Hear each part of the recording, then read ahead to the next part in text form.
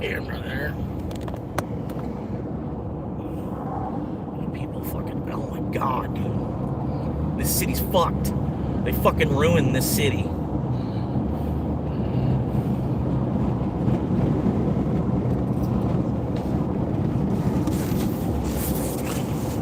Used to be you could drive down the street without having to worry about bumping into a fucking 1,000 fucking other cars.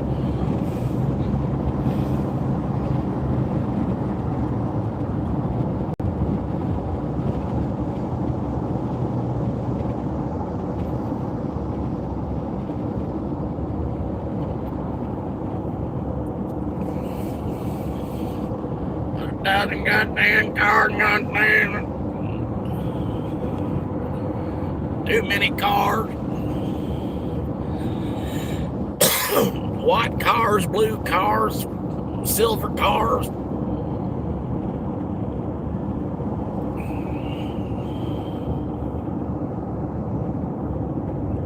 Just too many cars in general.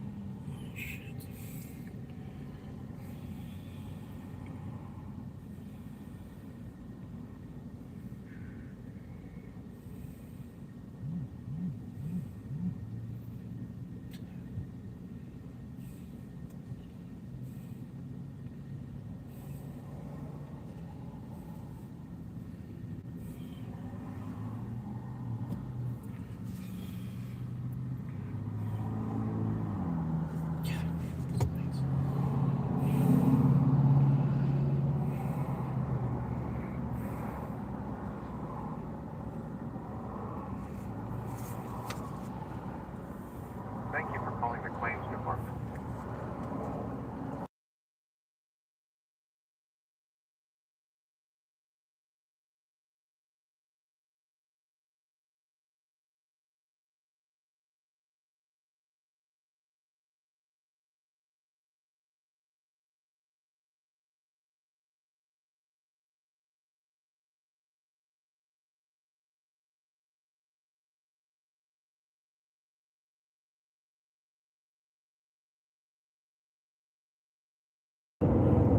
Good morning, good morning, good morning. How you doing? Welcome in.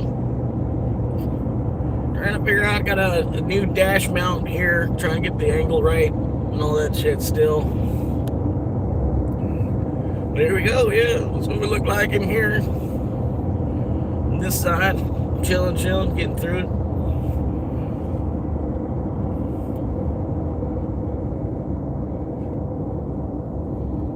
And then we got some shit in the road up here.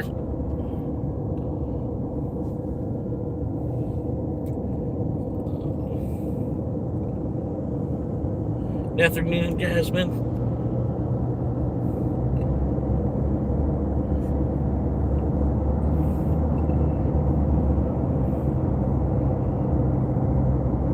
Yeah, just kind of hanging out, man. Had a pretty good weekend. Heading to work now. Don't have to be there till 4 o'clock, but I ain't got nothing else to do, so I'll go hang out in the parking lot at work. Get myself a drink on the way there. Why are you hitting your brake? Because the car pulled out into a whole nother lane. I don't understand why you had to hit your brake. I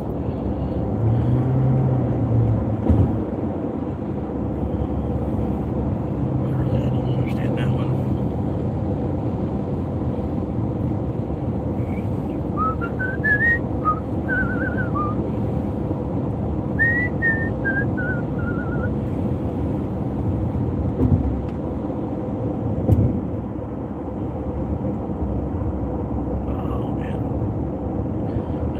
tight.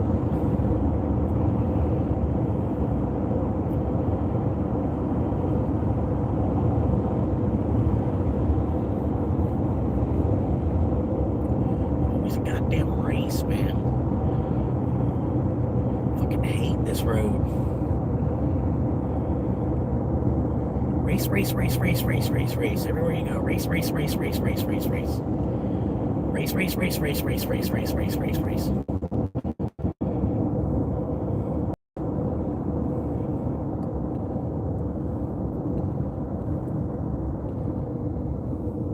I don't know what's up with the damn gas, man. Fucking gas is higher now than when Biden was in office. You know, like what the fuck you doing, bro?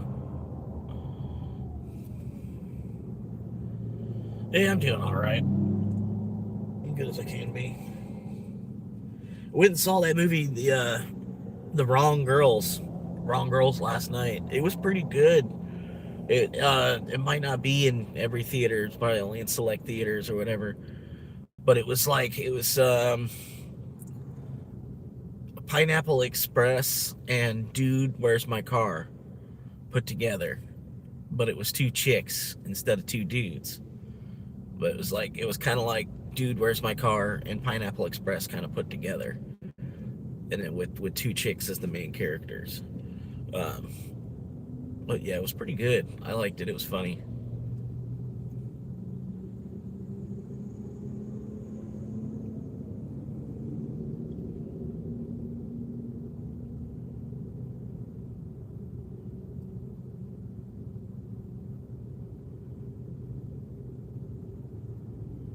All these goddamn fucking lights, man. Oh my god. This shit's ridiculous.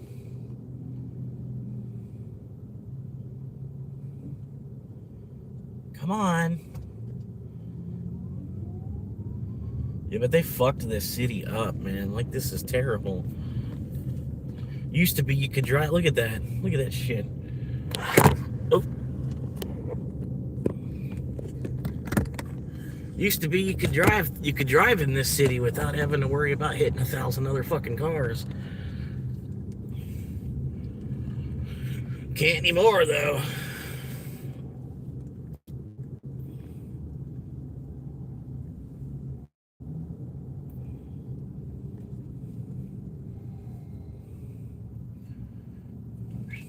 Yep.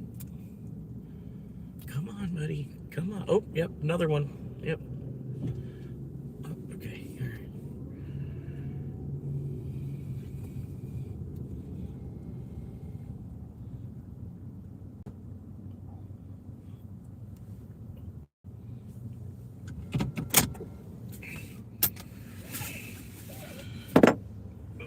There.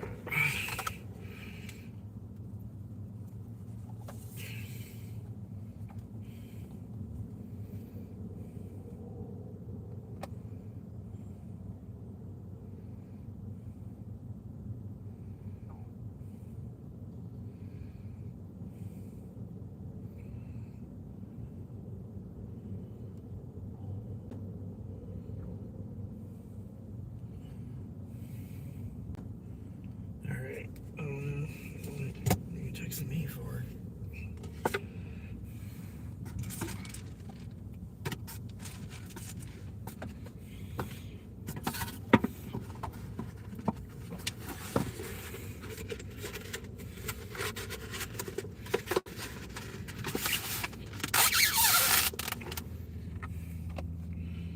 All right, I gotta change my phone number.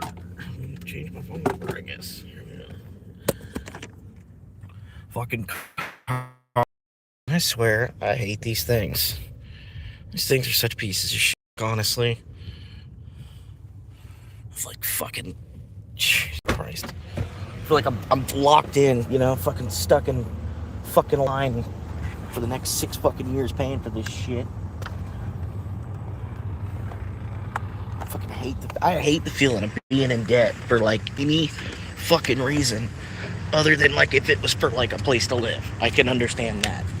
You know what I mean? But like being in debt for like any other fucking reason, it just pisses me the fuck off.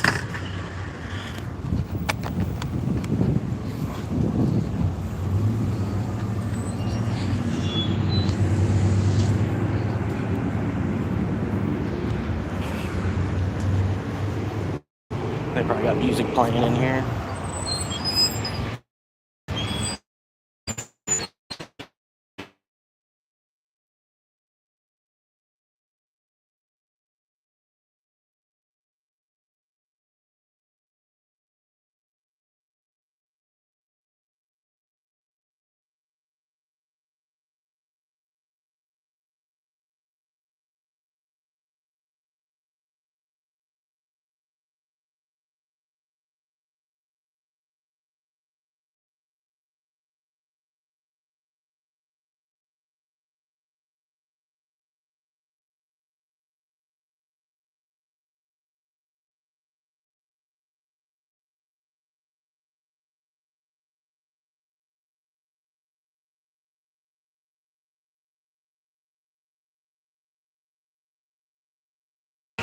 Sometimes I feel like we could use another coating.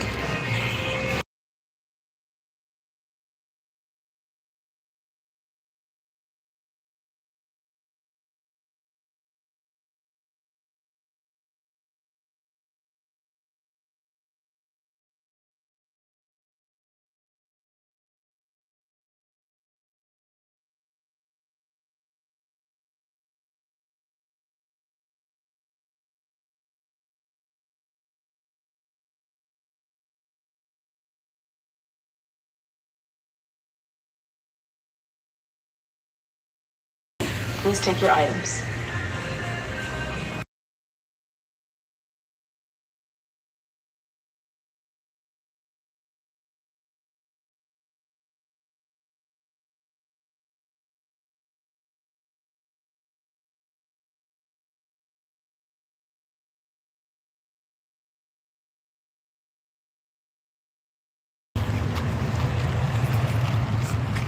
All right.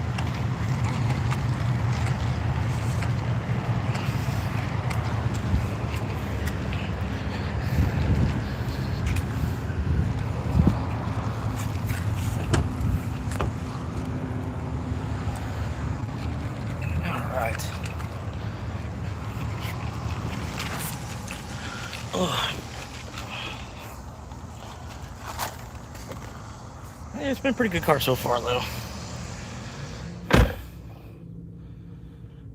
Some junk. Some crap. I've been trying to keep it clean, though.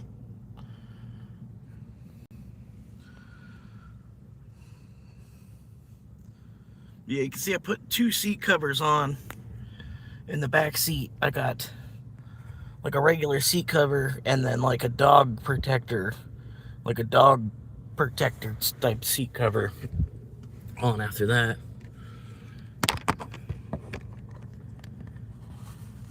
But yeah, the dog seat cover, like it can handle a dog scratching it or whatever, shit like that.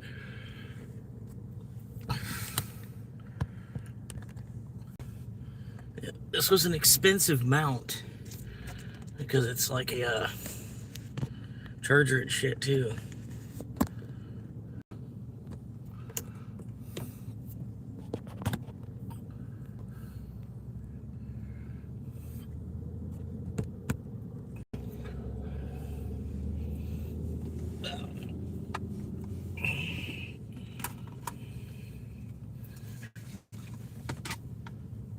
Yeah, half the time charger don't fucking work though.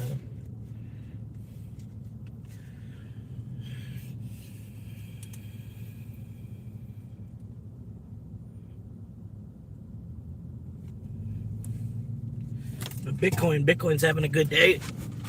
Bitcoin popped up like 5% today, just in one day. So nothing wrong with that, you know what I mean? I can live. A 5% increase. It happened in like 1 hour too. So I think what it was is like one exchange probably claimed how much you know what I mean? They probably, like one exchange probably did its monthly debit or something. Probably all that was. Because it's like so big, but it's not big at the same time. It's like $1 trillion asset, you know, on the amount of hundreds of trillions of dollars that there are at play in this world.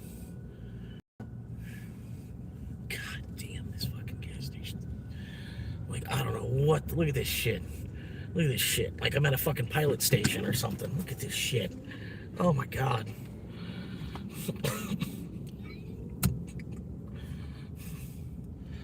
Oh my god. They got this whole county just fucked up already. And then like once they finish, when they finish and they build all the house, they got houses stamped into every fucking where. What are they gonna do with all this traffic? And like hopefully at that point we're all just working from home, you know, and half of the people driving to work won't even be a thing. You know what I mean? It's just people driving just for commerce, I guess, at that point. Whew, look at this shit. Like right here, you have to wait like this is gonna be 3 light rotations to get through this light right here. And then there's no other way to go. I can go the other way out, I guess, but then I'd have to go do a double U-turn basically to get up to here to where I need to turn left at. Oh my god. All right, let's see.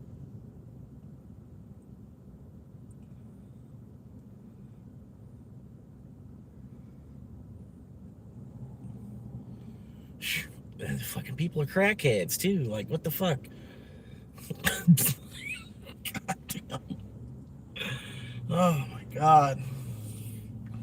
We need to figure out something else to do other than making everybody just drive. Like, you know what I mean? Like, fucking god damn, look at this shit. Oh my god.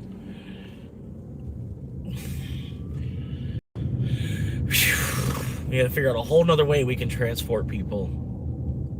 Or maybe just make like cars that are like just one person, you know, just like I don't know, it's like a smaller vehicle. We could maybe cut the lane in half, and then like right here there'd be 4 lanes because the vehicle's just smaller. It's like it's more made for like 1 or 2 people. Because if you look around, the majority of people, like they're you know, people that are driving, they're driving trying to get shit done. You know what I mean? It's like 1 person in a per vehicle type of shit. Like, case in point, you know. And I got this 5-seater vehicle, a car that could seat 5 people. It's only toting 1 person 99% or more of the time. You know what I mean? Instead of just having like a smaller, like I don't know. It's just the whole world, man. The whole world's built bigger than it, you know, it actually even is. You can't even support how big people are trying to build on it. That's why I don't know. I don't know. I'm just as glad, just as soon to be just Buddhist, man. Just like, fuck all this shit. Almost just want to give the car back, but it's gonna blow a fucking hole in my credit to do that, because I'll still owe. I can give the car back, and then like they'll sell it to someone else or whatever, whatever they do with it, and then the difference between what they sell it to the new person at, they'll charge me, like, say, you know, I owe $27,000 on this vehicle. If I give it back and then they sell it to somebody else for $20,000, I still owe $7,000. So I might as well use it for a couple more months. But it's still like, as far as me trying to get a house, it's gonna set me back another 7 fucking years as far as me being able to buy a house. Which, that's cool, you know, because that's what I needed, you know what I mean? I'm already like almost 35, and that's what I need, another 7-year fucking speed bump in the way of me trying to buy a house, while the price just continues to fucking get astronomical, like we're buying property on Mars. Price of this shit around us. And it's like I said, it's to the point it makes me, I just don't even want to fucking buy anything. Like, I don't mind working, but fuck trying to buy anything, you know? It's like, for real. You try to buy something, you know, you owe more than you make, and then you feel like you have to work harder, you know, rather than just not even buying anything to begin with.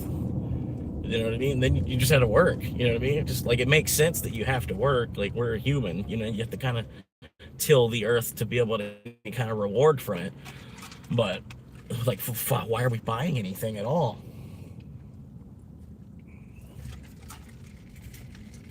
Especially somebody like me that, like, I struggle to make $500 a week. I don't know why. I'm buying anything. Everything's just a piece of shit anyway.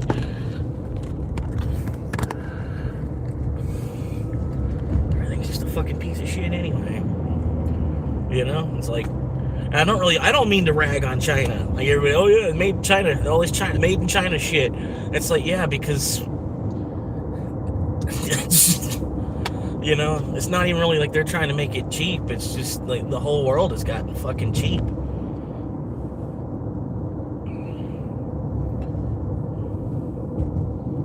It's cheap plastic fucking bullshit. Like even this car, this $30,000 car, and the majority of it's fucking plastic nowadays.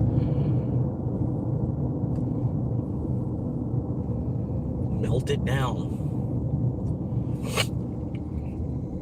But no, I don't know. I feel like I honestly got ripped off on this car. If I end up buying the whole thing, if I end up buying the whole car, I honestly, because I mean, I could buy it,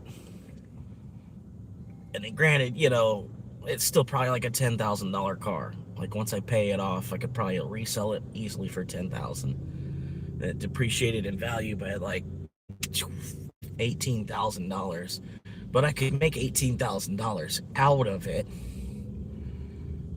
You know, but I don't know. Part of me, like, I do want to pay it off early, like even just 12 months early. If I could make 12 extra payments on it, roughly, would pay it off more than a whole year earlier. And then I'm looking at a 5-year loan instead of a 6-year loan. Have the car, used it the whole time. Pay it off.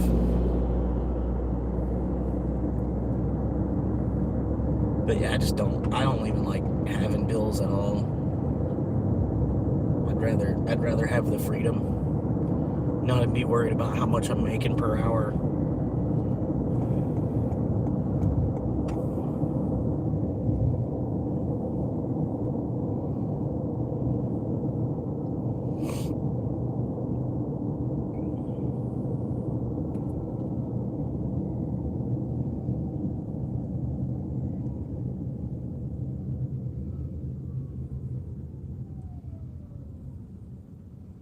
But yeah, I don't know if I'm even going to be able to, the hours that I've been getting at work, I'm not even sure if I'm going to be able to keep the hours that I've been getting. Like, it'd be nice. And it's only like, the shittiest part is, it's only like 15 hours a fucking week too. Like, that's the shittiest fucking part. Like, the whole nature of the beast at this store. Like, you to get decent hours, you have to be management. Like, otherwise, it's, you know, it's a good little part-time job. Like, if you're in college or something, and you need to make $100 a week still or something. But that's about all that you can count on it for. If you're not a manager, there's no time. The way that the business is run and the way that the market is going, like the business it's kind of going under, and it's trying to keep itself alive, just for like the job creation that it is, you know, the amount of jobs that the company creates by being a company. And you can tell the business is going under, but it's trying to keep itself alive, like as a favor to the employees. You know what I mean? But like in the meantime, it's kind of easier work too. You know, like because the business isn't booming. You don't come in and just ass balls to the walls with customers, you know, asses and elbows across the whole fucking floor. You're just fighting a train of fucking people coming in from every other fucking state, coming here and needing something, you know. It's just, I don't know, man. It's like at least I don't have that picture going on. There's like some of it still goes on because it's just the nature of the beast itself. Anybody with $500,000 or $1 million wants to move to Florida. I'm trying to get $250,000 and move out. You know? Okay. I don't know, man.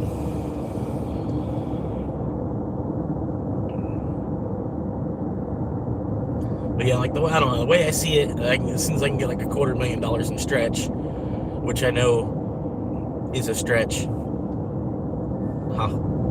Anyway, If I can get $250,000 into stretch and it stretches at 10%, it's going to stretch $250,000 is going to create $25,000 annually.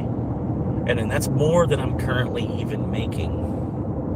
And then with all the bills involved with me even trying to like keep up, like there's, you know what I mean? It's crazy how many bills I have. I mean, I'm just trying to keep up with living in a car. And I feel like I'm running just as fast as everybody else with a house. You know what I mean? There's some days, yeah, but like it's an income thing too. Like, you know, like I spend 12 hours a day on fucking Uber, and then in other cities, a $1,200 day on Uber, you're looking at $300. Like, you know what I mean? But for me, I'm looking to maybe make $100, and then like $20 for my gas tank too. On a 12 hours, so I'm making $10 an hour to hang out on fucking Uber all day, and then it's hit or miss too. Like it's not guaranteed. Like just because I'm logged in for 12 hours, I'm gonna make $100. Like no, I still gotta kind of push the shit around and pray for orders that are gonna come in that actually be worth it, not just me doing people in this fucking city a favor. You know, and it's the whole thing. It's like it's a fucking wreck, man. It's a fucking wreck. My insurance goes up. You know, insurance went up like from already from getting a financed vehicle. That's kind of one of the reasons I want to pay it off faster, and I could pay it off, and then I could cut the insurance off for a few months, save on that. But I can't do that until it gets paid off. I can't do that, so I gotta pay it off faster so that I can save money by turning off the insurance every now and then. You know, or it's already kind of dumb. You can't just buy daily insurance. You know what I mean? Like when you need to use your car that day. See, because for me, like it's like $10 a day for insurance, right? And then I don't even use the car every single. Well, I do right now because I'm living in it. You know, but if this wasn't the case, then you know, like anybody else, it'd probably be screen auto locked, possible theft detected. Okay, all right, whatever.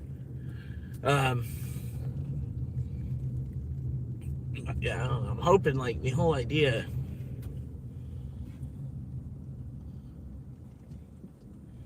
I don't know, man. I want 0 a month in bills. Like, I don't know. Like even just live a little bit. Fuck it, man. Like live cheaper. Like I said, I try to like buy land and then I'm gonna build a house for $100. Like literally, just like boom. I built a house for $100, which you know.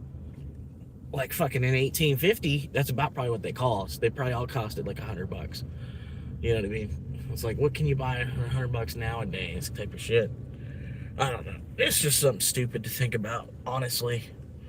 Like that's crazy that's my American dream now. You know what I mean? Like that is the American dream, is a 1/4 acre and $100 house.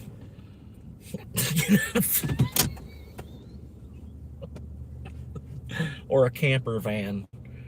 You know what I mean? Because like I'm a realist at the same time too. It's, you know, it's like unless Bitcoin turns things around for me and I really do see the currency conversion the right way and I'm moving the right way on that,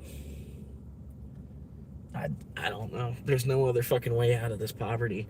And it's so you just got to get used to it, man, because like really even the middle class is just the low class where the system decided that they've worked harder.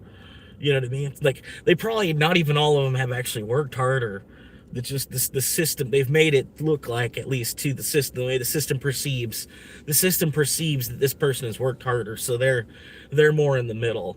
But like really the whole thing is like everybody's just low class anyway. You know what I mean? Like 99% of us are just low-class citizens anyway, and we just always will be. It doesn't matter how much work you put into the system. It's not even a race thing, because if we were all the same color, it would be a bigger class thing. It's a class thing. It's what it is. And then they try to use skin color as a way to hide the fact that it's you know, it's just classism. It's, you know what I mean? It's rich versus the poor, and there can only be so many. And I tell you, already pissed about how many people have become millionaires over crypto anyway, by just taking your paper currency and then encrypting it into the computer. Like it's a whole new system of currency. Literally, it's like, I don't know, moving it from one cash register to another cash register, but there's a computer in the way. There's like, putting it from one cash drawer to another cash drawer, but you're inserting it all into the computer for the computer to count first. I don't know.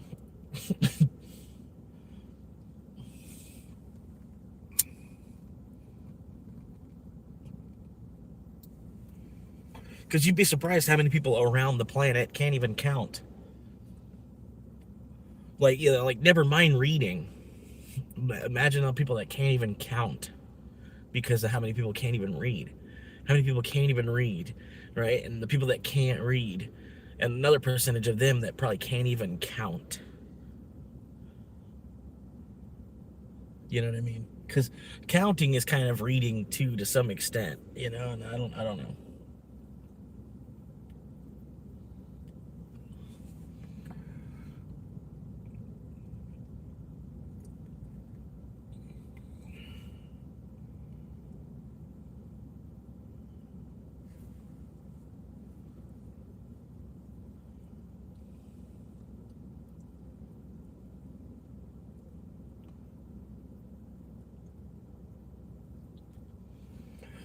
But yeah, try to save some money by turning the insurance off for a couple of months.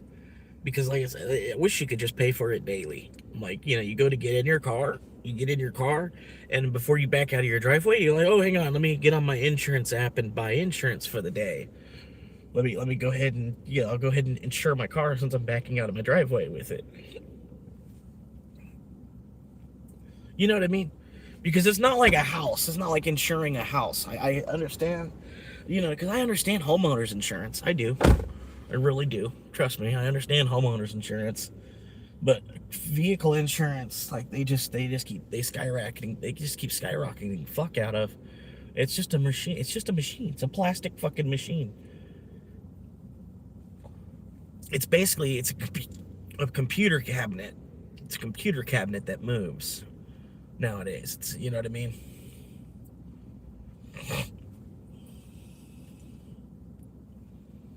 It's electronic. You have to insure an electronic because the value of these electronics,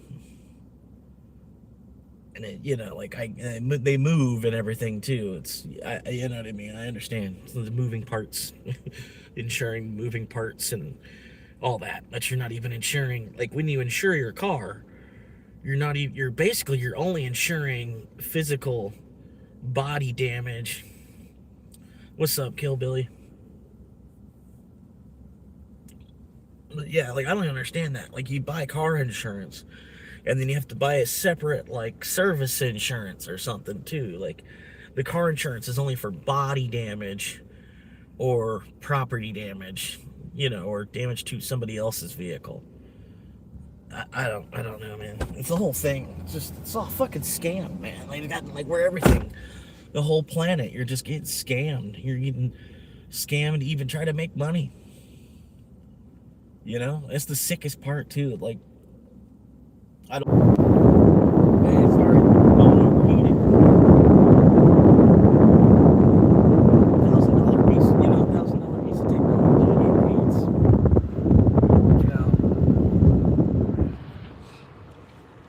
Now I had it up on the dash. Damn fucking thing overheated.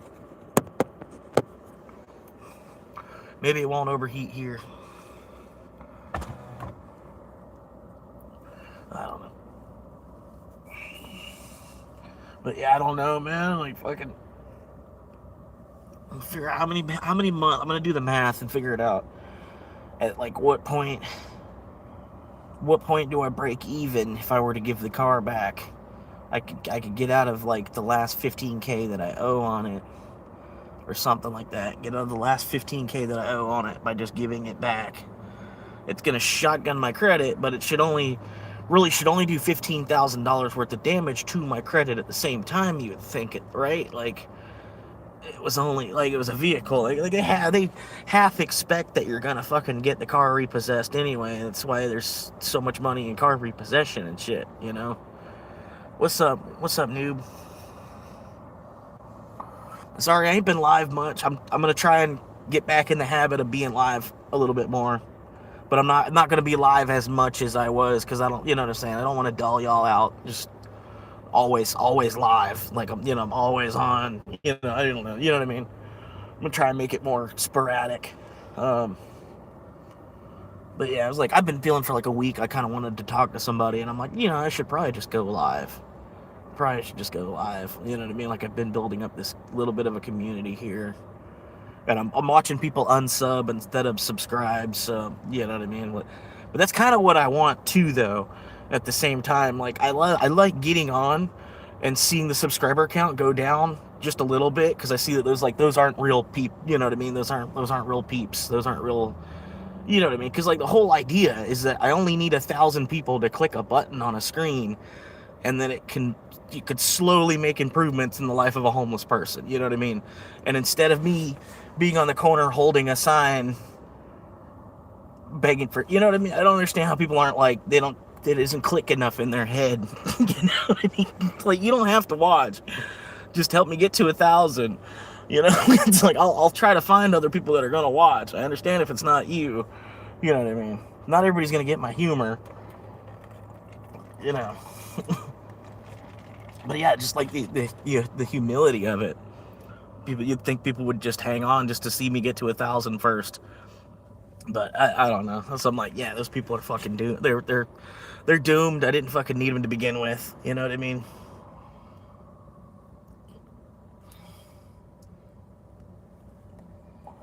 It does kind of suck a little bit because I'm like right there, like one more tenth. I need like one more tenth.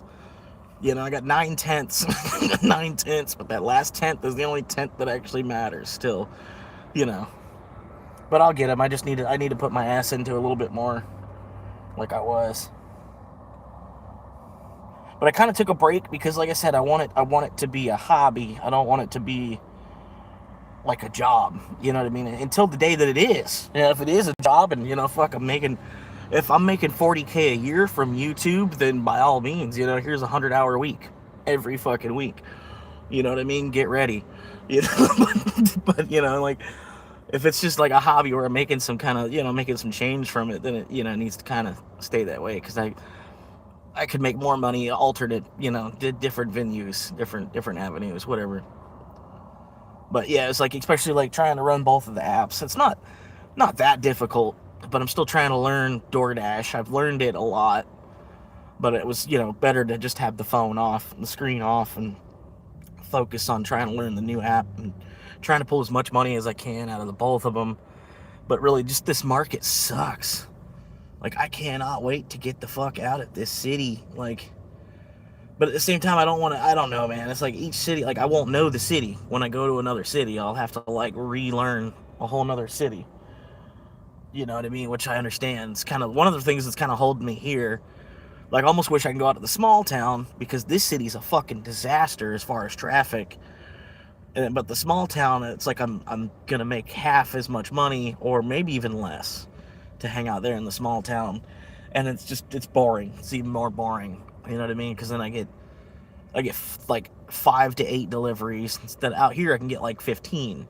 Like 15, and I run a little bit more things going on through the day, and I don't feel as bored and lonely. You know what I mean? Ultimately, but summer's almost over too, which that's good. Like I've been sleeping better at night. Like the last week or two, I've been pretty much since I got this car. Like I said, I go to sleep with the car running, and then since it's a hybrid, the engine's not actually running to turn the AC, have the AC blowing, and the car shuts off automatically. So like I'll leave the car on and then hop in the back seat, try to fall asleep as quick as I can, and then about 2 hours later the car will shut off, and about another hour after that I start to get hot, wake back up. And I go up, I turn the car back on and then go take another nap, repeat the process. Yeah, it is. It'll freeze me, you know what I mean? It's like I'm sleeping, I got the little sheet, like I got to sleep on top of a comforter.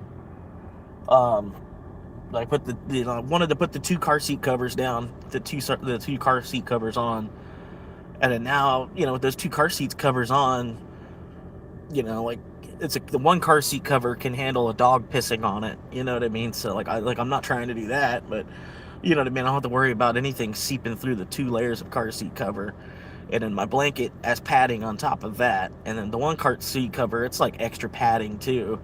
So it's not a bad little, it's a little tiny little camper, and then the mileage that I'm getting out of it, I'm gonna make the money out of it. Yeah, I don't know. Just the insurance on it's gonna be shit for the next 3 years. And then, like I said, the faster I can get it paid off, the sooner my insurance can come down a little bit. And then getting it paid off, like I could shut the insurance off for, say there's a month where I don't even plan on doing any Uber Eats driving, because I've set myself up from the couple of months before that. Like say like the month of April or something, the month of March, it's usually a little bit slower. I'm gonna say March, April, and May, sort of, like, because income tax returns, people do spend, Christmas season, like that's the season for it. Really, is between October and February. And then I've been doing it for over a year now, so I'm starting to hit, it's going to be coming back into the season here in a minute. So I should be able to make a little bit more. But like I said, I could just go ahead and shut the insurance off for a month like April, and then just not even worry. Just try to keep my car stationary. Just like, and it saves fucking currently $250 a month.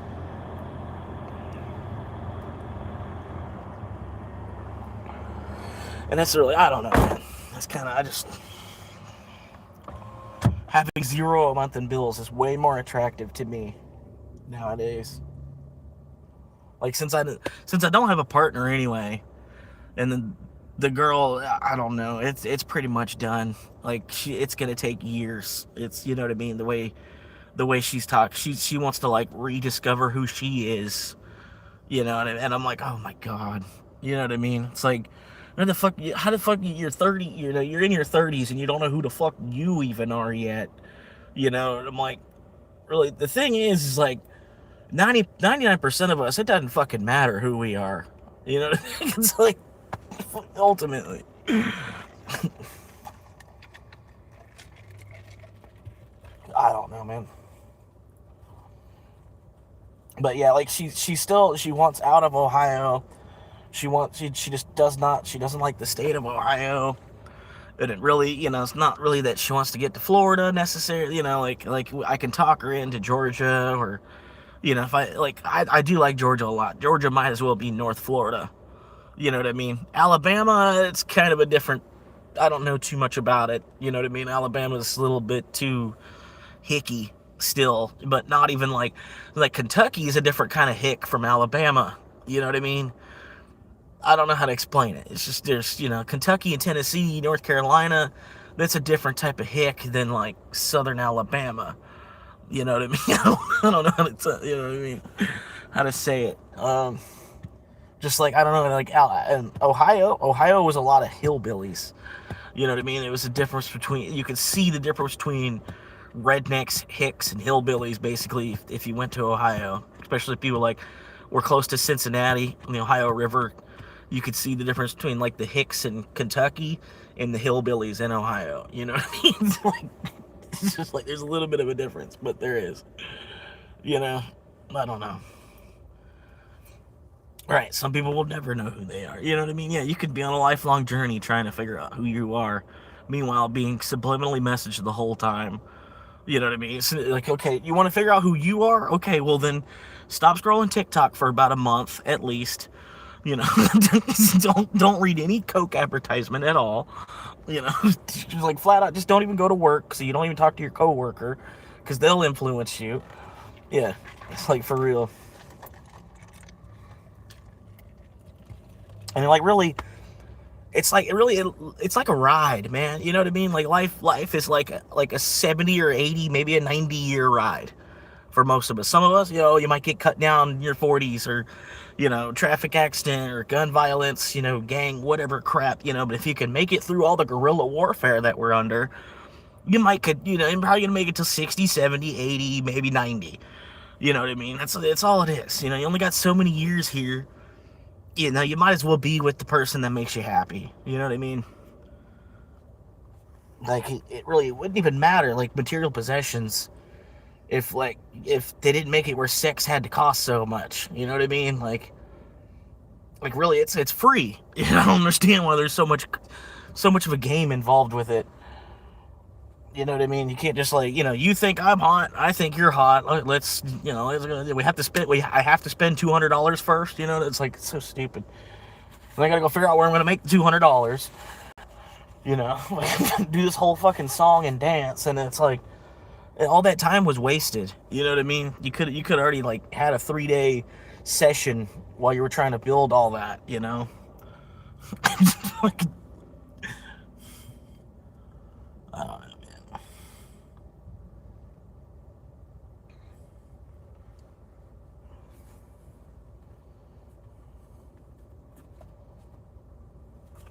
But yeah, I don't know, man. It's like, I almost just want to get the idea of sex completely out of my mind. Like, it's just like, for me in my life, with the body that I was given and everything, it's just like, I don't really have a whole lot of sexual market value as it is.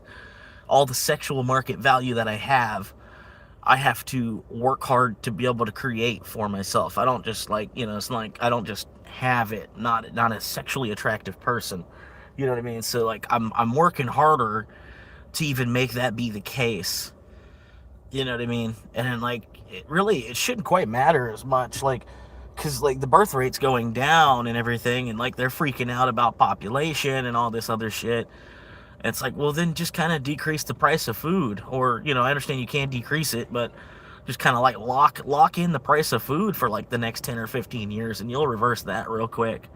You know what I mean? But we're getting priced out of even being able to procreate. It's like I'm priced out of housing. I kind of just accepted it. You know what I mean? Just okay, well then I'm priced out of housing. Well, at least I'll have a little bit more spending money, I guess.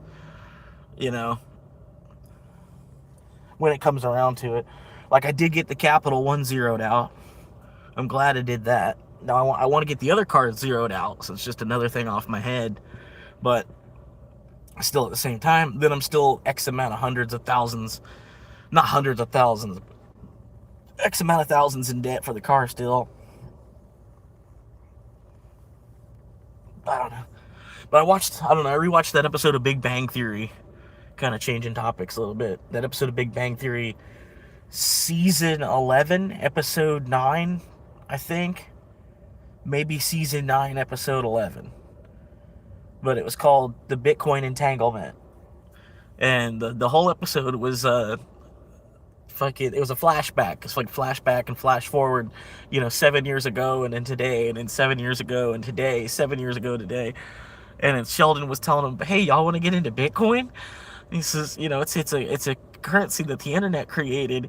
It doesn't even exist. It's not a real physical thing. But there's only 21 million of them. And he's like, do y'all want to, we can, and then so Howard says, so you want us to build a computer program to, it's like, I forget the way he says, you want us to do this, to build a protocol so that we could mine a fictitious coin that exists only on the internet that we can't spend anywhere. He says, sounds like fun. So they do it. They end up mining a bunch of coins, but they cut Sheldon out of it. It was Sheldon brought it up to the group, and he says, hey, we should do this, guys. And then the three of them decide that they're going to do it. And then they cut Sheldon out of it, right after he brought the idea to the group. And then so Sheldon, as a joke, he moves all it off of a laptop. The laptop, he gave it to Penny. And then Penny gave it to the other boyfriend, Zach. So they have to go see Zach to get the laptop back. They get the laptop back. The Bitcoin's not on there. Sheldon already moved it, put it on a flash drive that Howard wears on his keychain. And Howard lost that keychain years ago. It's that flash drive's gone. And then you find out the comic book store guy, he was sweeping the floor at the end of the day, and he finds the flash drive, and he's like, oh, cool. I bet I could clear this and sell it for $10. It's just I don't know. It's crazy to think about because it's just a story of like Bitcoin getting lost. You know what I mean? But I don't like it. Just I don't know. This is a funny thing to watch. I don't know. Being a Bitcoiner, I'm looking at it differently. And at the time, it was only at $5,000. It had jumped from like the 29 cents up to 5,000, and they're like freaking out. Like even Bernadette, she's like, there's a laptop with a bunch of money on it. It's like, you need to go get that shit. Go get it. Go grab it. So you're saying there's a laptop out there with a bunch of money on it? You need to go find it right now.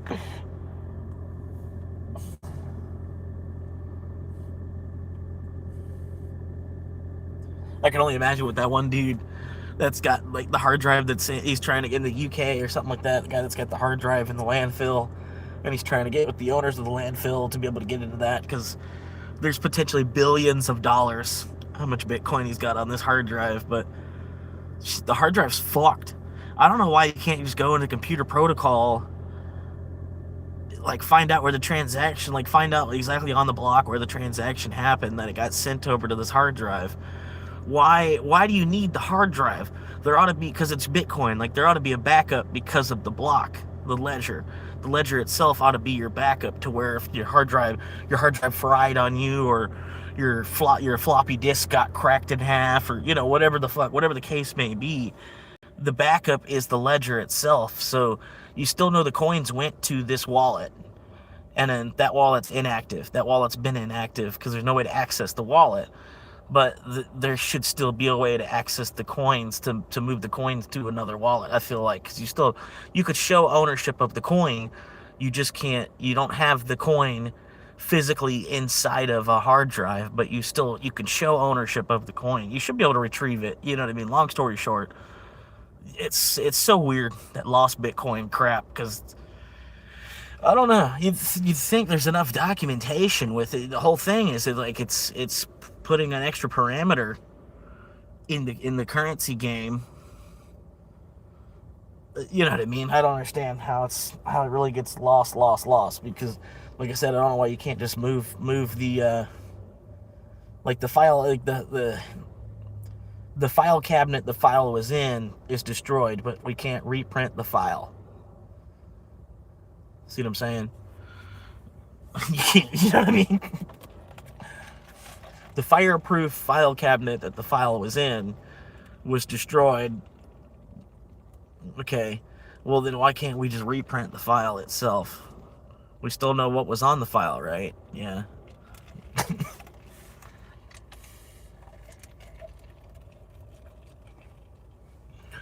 don't know.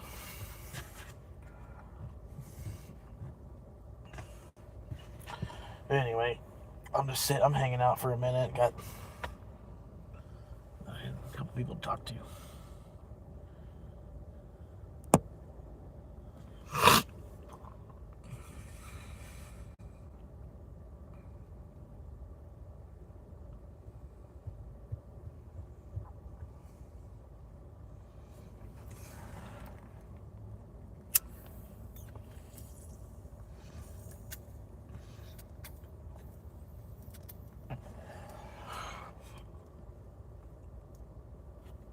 But yeah, I don't know, man. I'm thinking about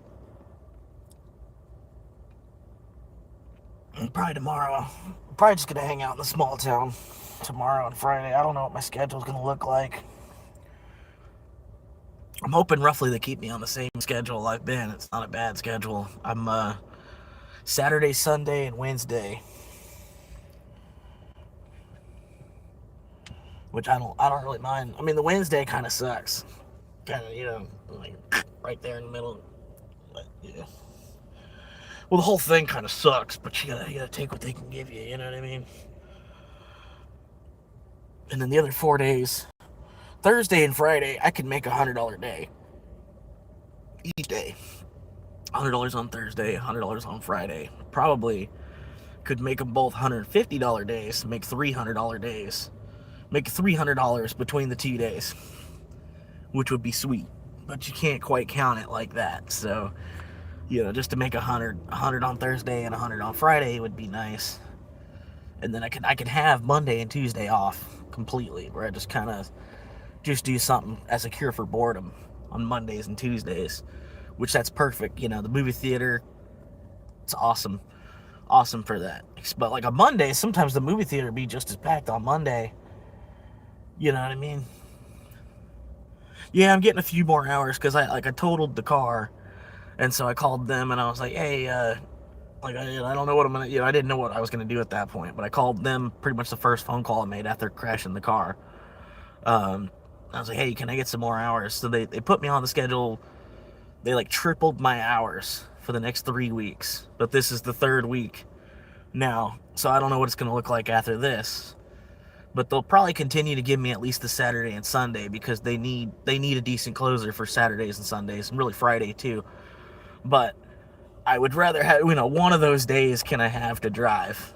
Basically that's where my head's at. Like, because if I'm losing Saturday as a day to drive, fuck, that sucks. You know what I mean? Like that's a $200 day that I'm gonna go to the parts store instead. But at least I don't have to drive. And then Saturday's traffic is kind of bullshit. You know what I mean? It's like it's a win and a loss at the same time to come into work on a Saturday. But like I said, at least it's nice. I have an actual steady flow of income from the hours. You know what I mean? So like once I get a couple of checks going, it's not gonna bother me. You know what I mean? I'm still making $80 out of the Saturday. You know what I mean? Versus a day of zero. And it's a safer day. I just drive to work and then come and do whatever I need to do at work, and then get the store closed up and then leave. It's a, I don't know, it's a smoother ride, kind of, sort of. Some Saturdays are shit because it's busy. And that's where I'd rather be driving, but there's plenty of other time to drive. And really, once I get the hours and a couple of checks going, it'll be a thing in the past, because Capital One's gone. So I have my phone bill, which is $60 a month. I pay $30 per this line, and I pay $30 for this line. So it's $60 a month. I could cut that in half by jumping over to another carrier. I could go over to Helium or Mint Mobile. But I don't know how good the service is going to work. I already know the Verizon network is what I'm on through Spectrum, and I already know the Verizon network sucks out here. I haven't heard nobody talks praise about T-Mobile either, so I don't think T-Mobile's really going to be a better route. But yeah, so the cell phone bill's like $60 a month, and the credit card, and in the car. The car and the insurance is like $800. But it's nice to get enough hours from the job that is paid. That's paid with going to work at the actual job. And then I have to Uber for some gas money and something to eat. You know what I mean? But that's not hard. I mean, fuck, I can, it's like $40. $40 is a week's worth of gas. And then $20 would be more than enough to eat with. I mean, per day, so if I can keep these hours that I've got, long story short, keep these hours that I've got, it should be just enough where I only need to make another 100 a week from Uber and DoorDash. If I can make 100 a week on both apps, like 100 on Dash and 100 on Uber, cool. And anything more than that, cool. You know what I mean? But I don't want to burn myself out, overwork myself either, because that can happen really easily. It almost basically happened. You know what I mean? Shit went fucking real sideways there real quick. Luckily, I did have Bitcoin. Luckily I did have Bitcoin that I could withdraw from, because if that wasn't an option, I would have just been doing more frivolous spending. You know what I mean? The Bitcoin stack would have just been spent on Amazon and at Walmart and stuff anyway. So I'm glad that was the case, and then that was there. Because I probably would be in jail right now or something, you know what I mean? If I didn't have that rainy day fund to get into. I don't know how wild I would have went to try to scramble to make a buck real quick. And that's the thing, is I really don't even like being in debt at all. It's because it's just I don't want to feel like I feel like I'm going to make money because I want to, not because I have to, because I owe it to somebody. You know what I mean? I'm going to make money because I need it, not because I owe it to somebody else. You know what I mean? I'd rather live in a tent than pay $1,200 a month for a place to stay. It'd be different if they would have inflated things the right way, or that the 1,200 is the 600 that it used to be. But no, the 1,200's it's like fuck, you know. It's like, dude, it's a big chunk of change that you have to come up with every 30 days. And you know how quick 30 days goes, but it's like dawn. You know what I mean? It's like you're like 1 week where you can kind of sit easy, and then you have to worry about the rent again. And it's like, I don't know, man. It's just too much.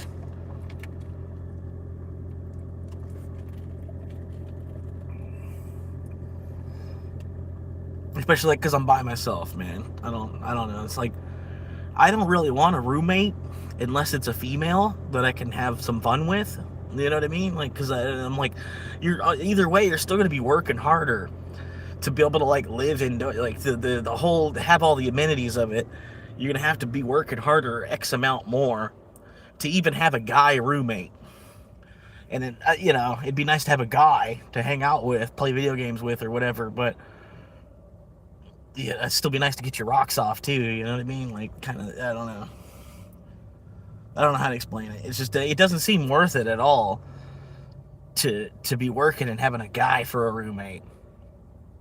You know what I mean? It's just like part of it. It's like you still didn't do something right. Like, still, you know what I mean? Like, shit still ain't right as it is. I don't know why you're putting your whole ass into a picture that doesn't even quite look right as it is. You know, I don't know. I don't know how to explain it. Yeah, it's too much.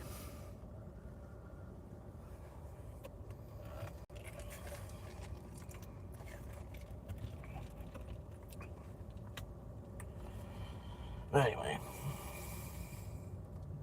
Yeah, I'm going to try and go live a little bit more often. But I've kind of made the decision not on Mondays and Tuesdays, just because it's so slow and so dead. There's no reason for me to try to think I'm going to live stream myself door dashing, or, you know, I might make like a Monday night show, kind of make that happening again. I don't know. But it'd be better just to be spontaneous.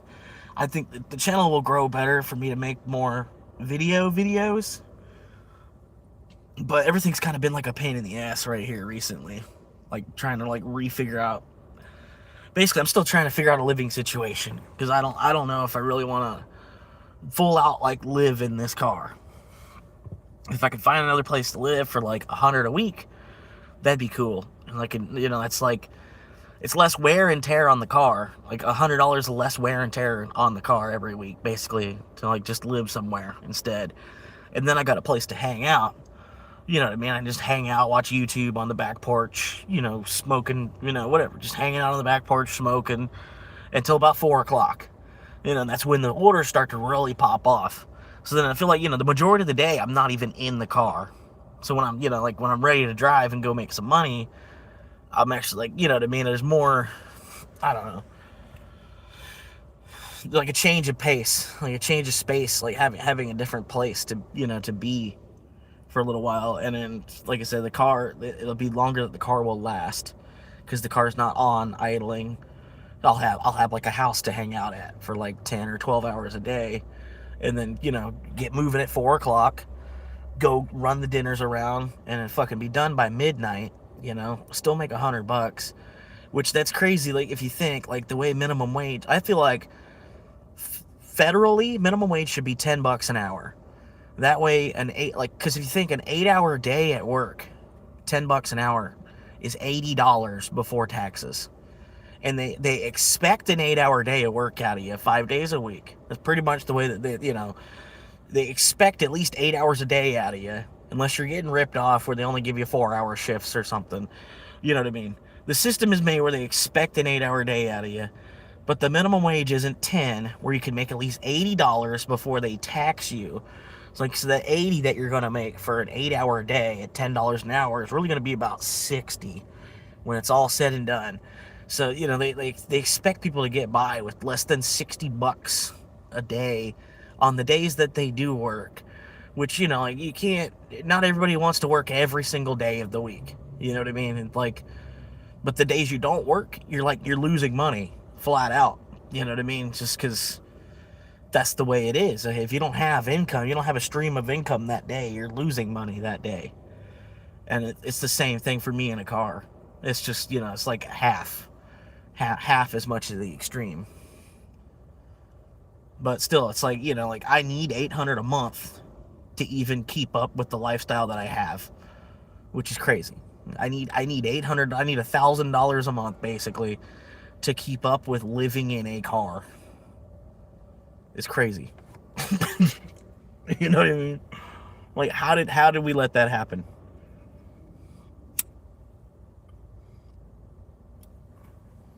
And like, if I'm paying $1,000 a month just because I'm alive for another month, it's fucked up.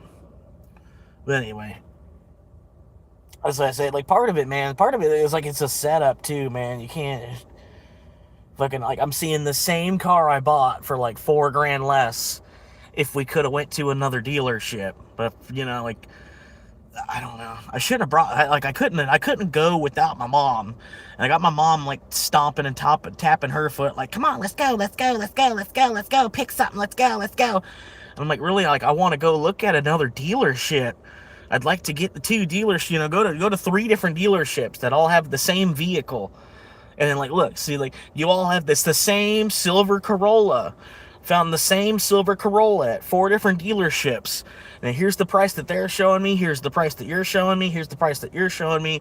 Now, granted, the mileage is different, but it's the same year, same make and model. So now we're only looking at the mileage and the number involved.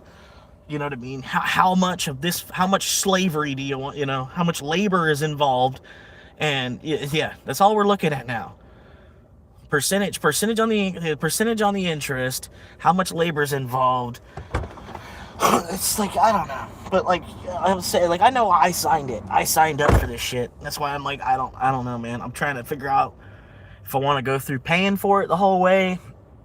If I do that, I definitely want to do that in an accelerated process.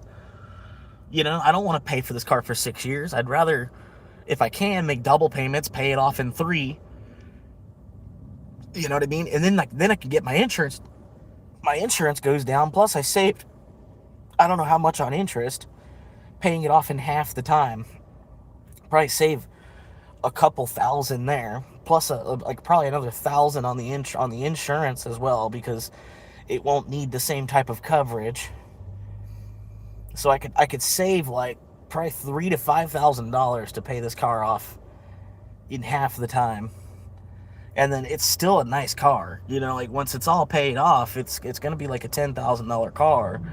And then, if I keep it nice, I don't have to worry about a car for like 20 years. You know what I mean? So the cost of like $1,000 a year, if you look at it that way. But hopefully, that's how, if it even runs that long. But the other idea is like, it should run at least as long as I'm making payments on it. Like, you know what I mean? If you got a car you're making payments on and the sumbitch doesn't even actually fucking run, don't ever fucking buy that. Don't buy from that maker again. You know what I mean? Like, you bought a car that's got a 7-year loan on it, and then the car only lasted you 4. Okay, well then don't buy another Ford. You know what I mean? It's like as simple as that. It's like, you got a 7-year loan and the car's shit out after 5. The car didn't even make it as long as the amount of the loan.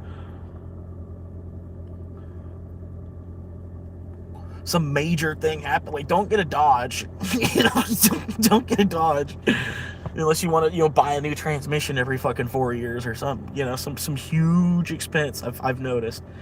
And then don't buy Subaru. Don't buy BMW. Don't buy Volkswagen, because we live in America. It's hard to find parts for those vehicles. Like, you can find parts for those vehicles, but it's a little bit easier to find parts for a Toyota than it is to find parts for a BMW. You know what I mean? Or even Subaru or a Saab, or fucking a Fiat. Even you're buying a car, it's gonna be insane. How you gonna if you need another alternator, you gotta reach out to fucking Germany to get it. You know what I mean?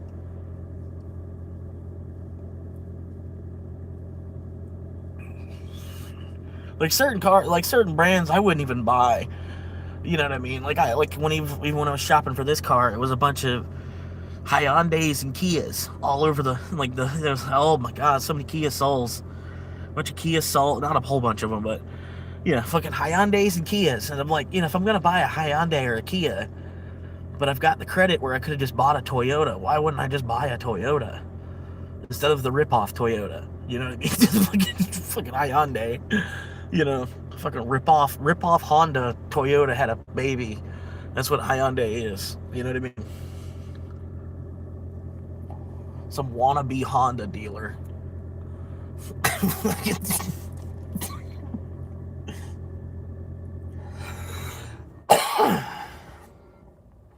don't know.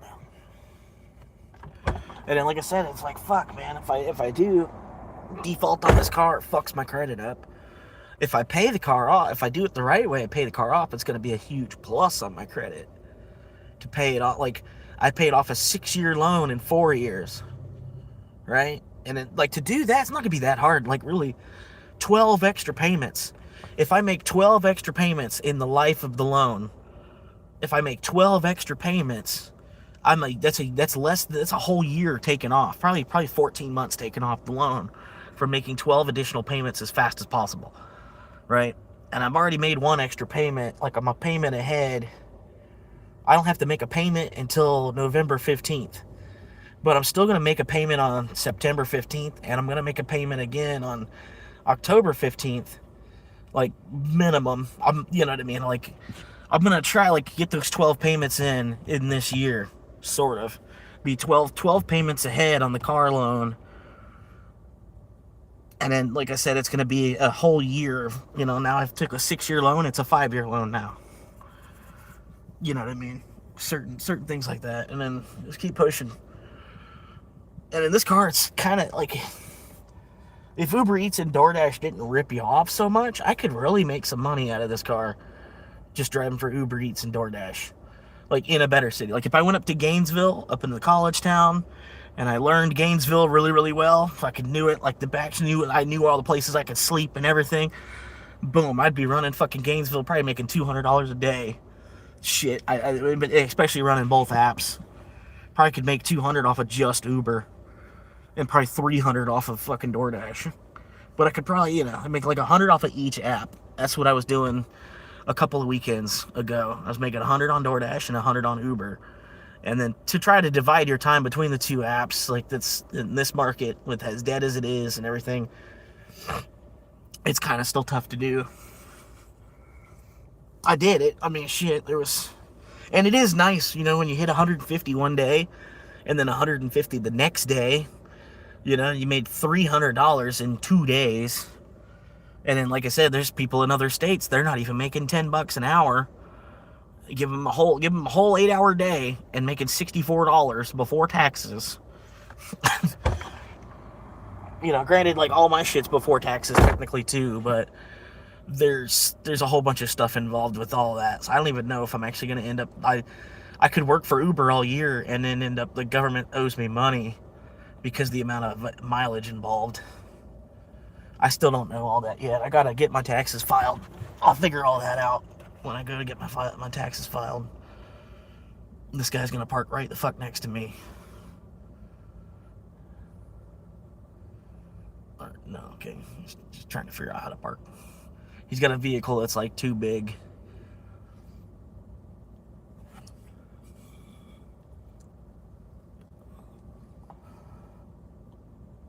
But yeah, I went to Chinese buffet this morning. I've been thinking about it for a couple of weeks, and I don't know.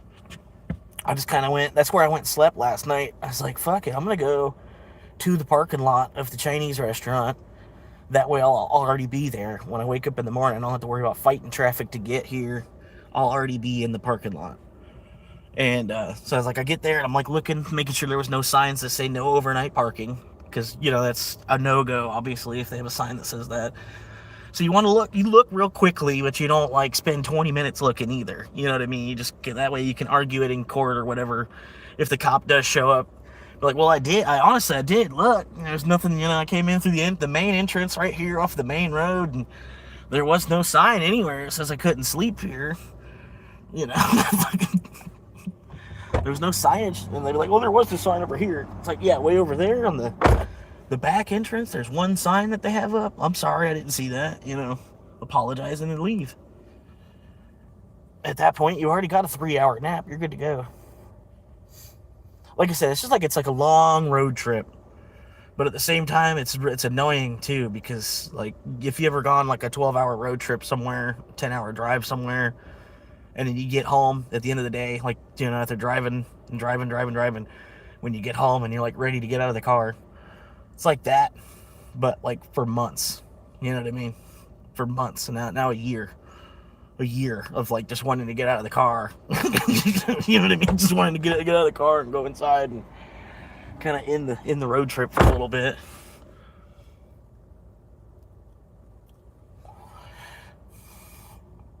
Yeah. Well, that's not too bad, man. I get through it. Oh, what's up, Manny?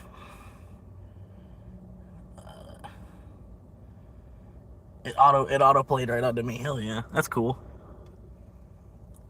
Yeah, I ain't been live too much. I apologize. Like I was explaining it to Noob earlier. Like the YouTube was starting to feel like work, sort of. You know what I mean? And I was like, I don't want to push it too much. Like I only need a little bit more subscribers.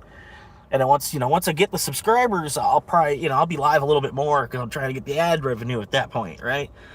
But I don't want to like, dull out a little bit of audience that I do have being live like all the time. Like I'm like, you know what I mean? I'm about to cross the finish line. So I was like, let me go ahead and switch gears a little bit. You know what I mean?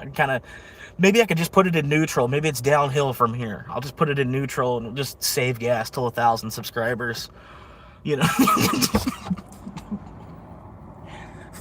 So I just, you know what I mean? I just kind of took a little bit of a break.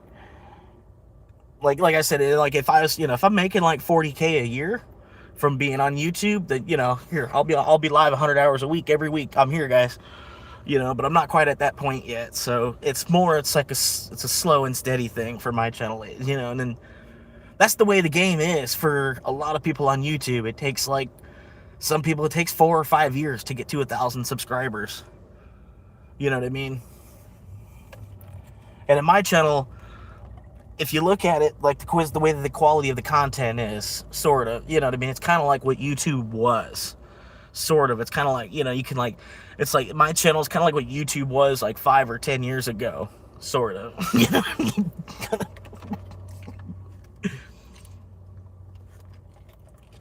It's like the camera quality, as fuzzy as the camera is and shit. My channel's like what YouTube was 10 years ago.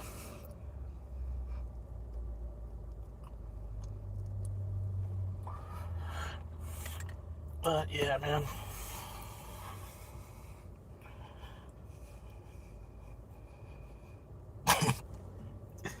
It's gotta be kind of interesting, you know what I mean? The few people that are my fans, y'all probably do want to see me get a house someday, you know what I mean? And like I'm still working in between. Like I'm not trying to like only use YouTube as the means to do, I'm just gonna use YouTube like to document it like as it's happening. You know what I mean? I don't know if that makes sense. And hell, if it works for Jack Doherty, and I'm on it, I feel like I can. There's got to be some people out there.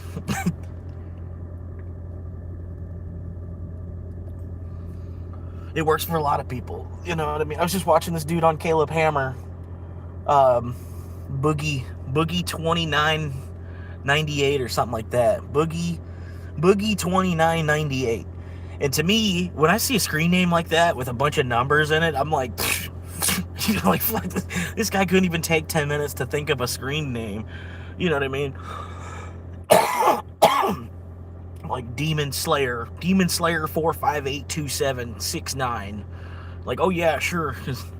When you were thinking of the name, you really wanted the name Demon Slayer. You really wanted the name Demon Slayer, and you were like, fuck. There's already 7 million other people with the name Demon Slayer. What do I do? Like, well, at least I could put 69 at the end.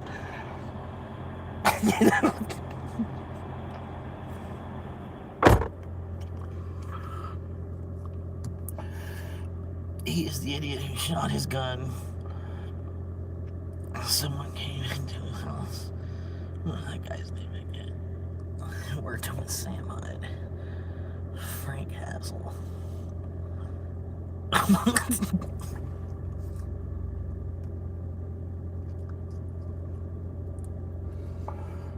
Yeah, I don't know. I've been watching a bunch of dumb shit on YouTube too, man.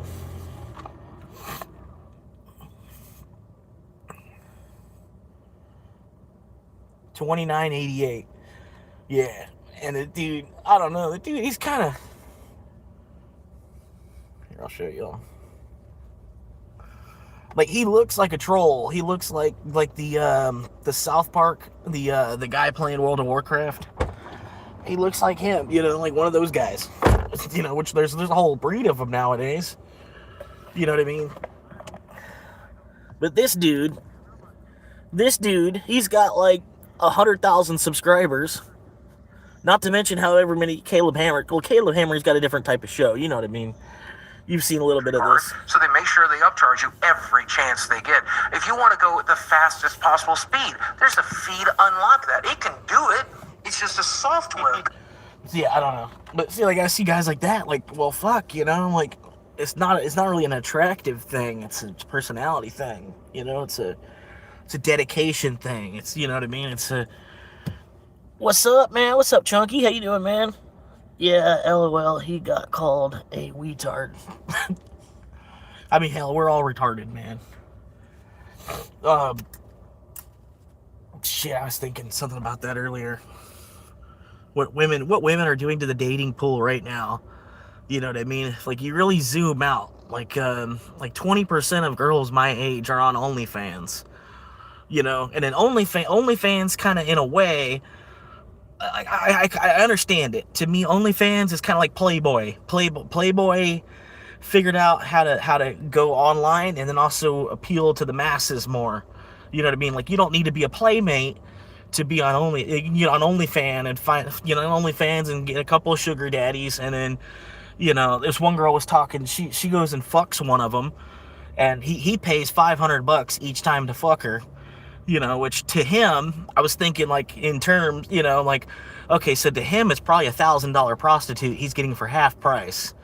So he's getting a half price prostitute for $500. To her, it's a deal. She's making $500 to, you know, the guy's slightly attractive to her. For some reason, she's into 50 and 60-year-old guys. It's just, you know, she wants a sugar daddy as it is. You know what I mean? So she just likes men that are over 40.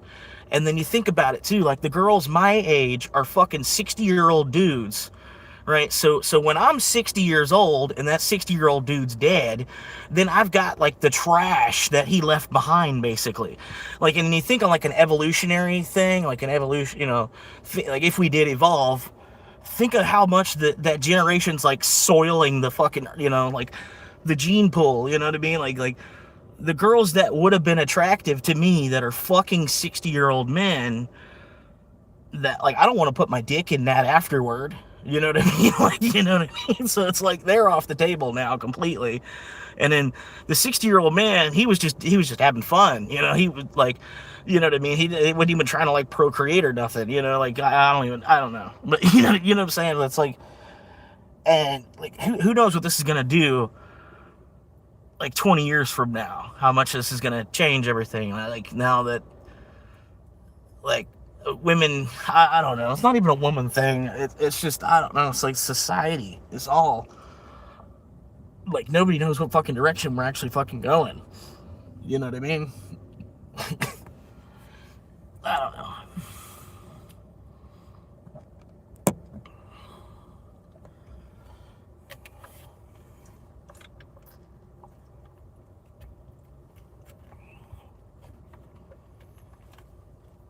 But I don't know, man. It's just like, I don't know. I was watching another video and, like, how you shouldn't date single moms, because you're letting her past become your future, which it's a lot to agree to. You know what I mean? When you really think about it on that grand of a scale, you're letting her past, the past that she had with another man, like, it's now a cornerstone in what's going to be your future, you know, which that's obvious. Like, you're already thinking that when you're getting into a relationship with a single mom as it is.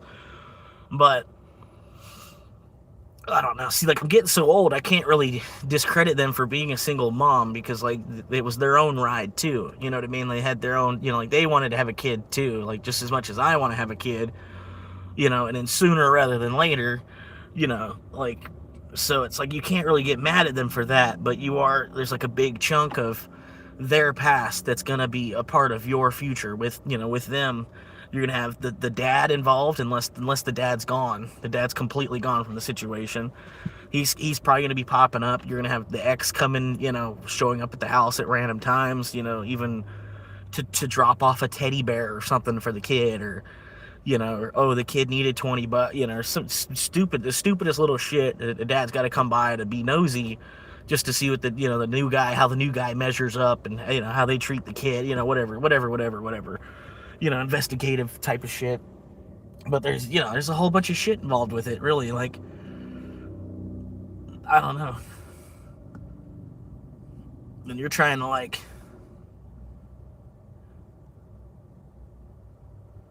I don't even know, man.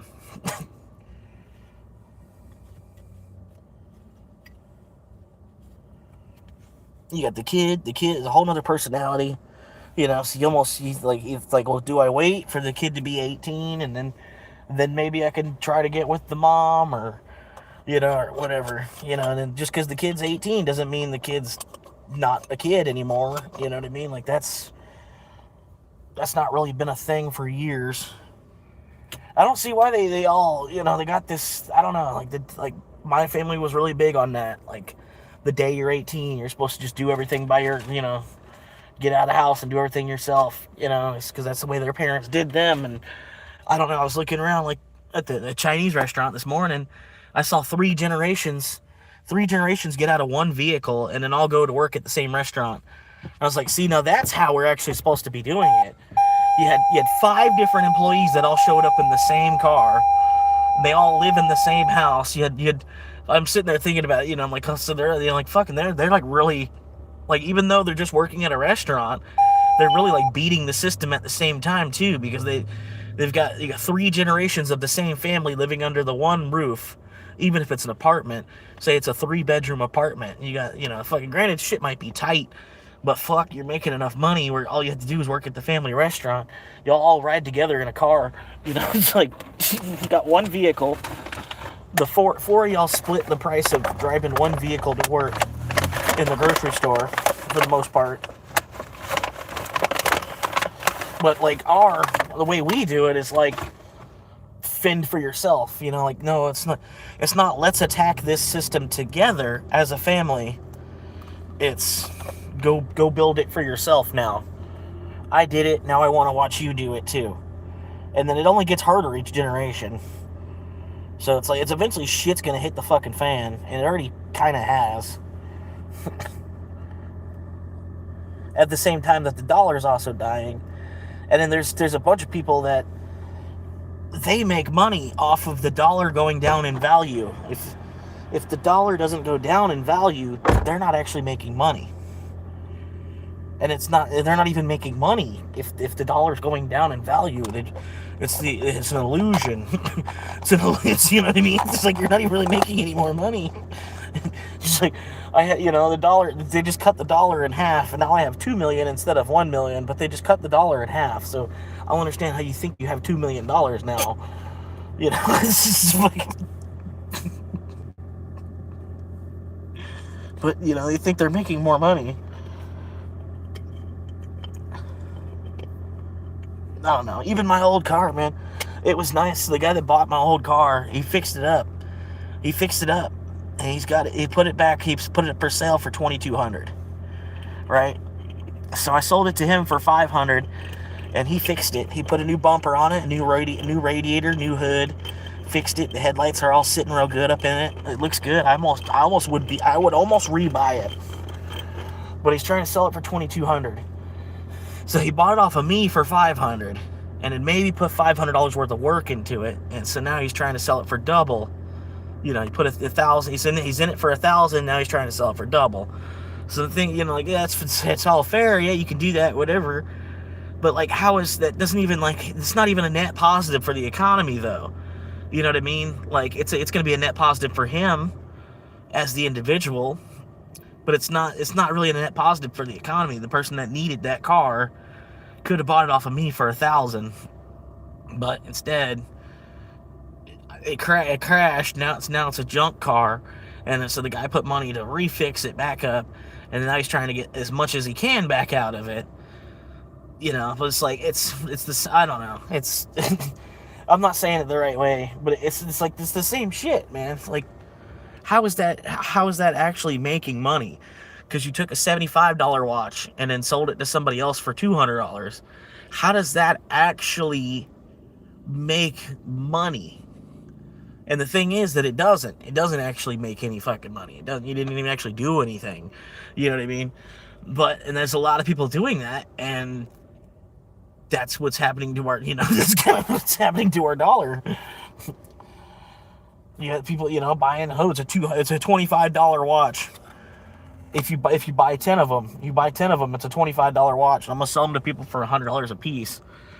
And if people are dumb enough that you'll eventually find somebody that'll buy it for $100. But what was the production in that? You know what I mean? What was being created? What was being moved? I guess you moved a watch a little bit. You moved a product. I don't know. There's some distribution involved.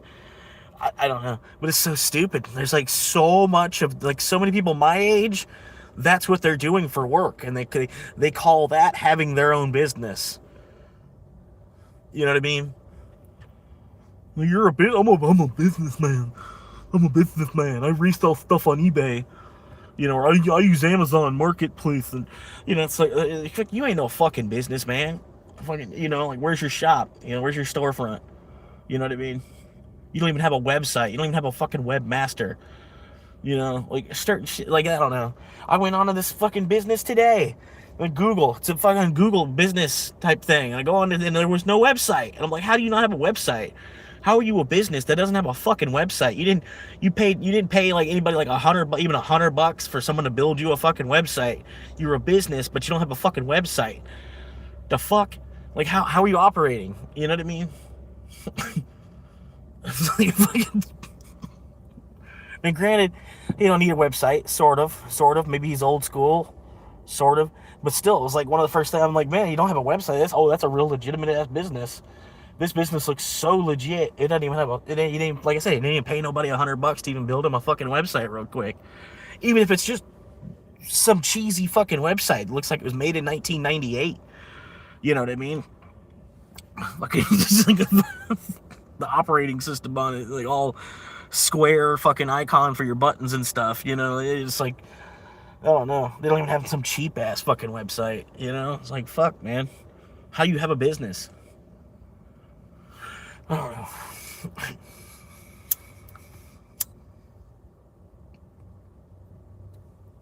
There's people that don't even have a business and have fucking websites and shit. You know what I mean? This one girl I was watching, Caleb Hammer. She's trying to be an influencer. And then she makes these bags. She makes bags. She goes to thrift stores and buys old pairs of pants. And then the old pairs of pants, she makes them into purses or a satchel bag or a fanny pack or something. A backpack. She grabs old clothes. Usually she spends less than $20 on the material and makes a bag. And she does this bag. She does it on her live stream. Her making this bag. And so some of her viewers, they see her making the bag, and some of the viewers like, yeah, I want that bag. I want it because you made it, because it's cool. You're the person I watch, and you you just made this bag. I watched you make this bag. Yeah, I'll pay $150 for it.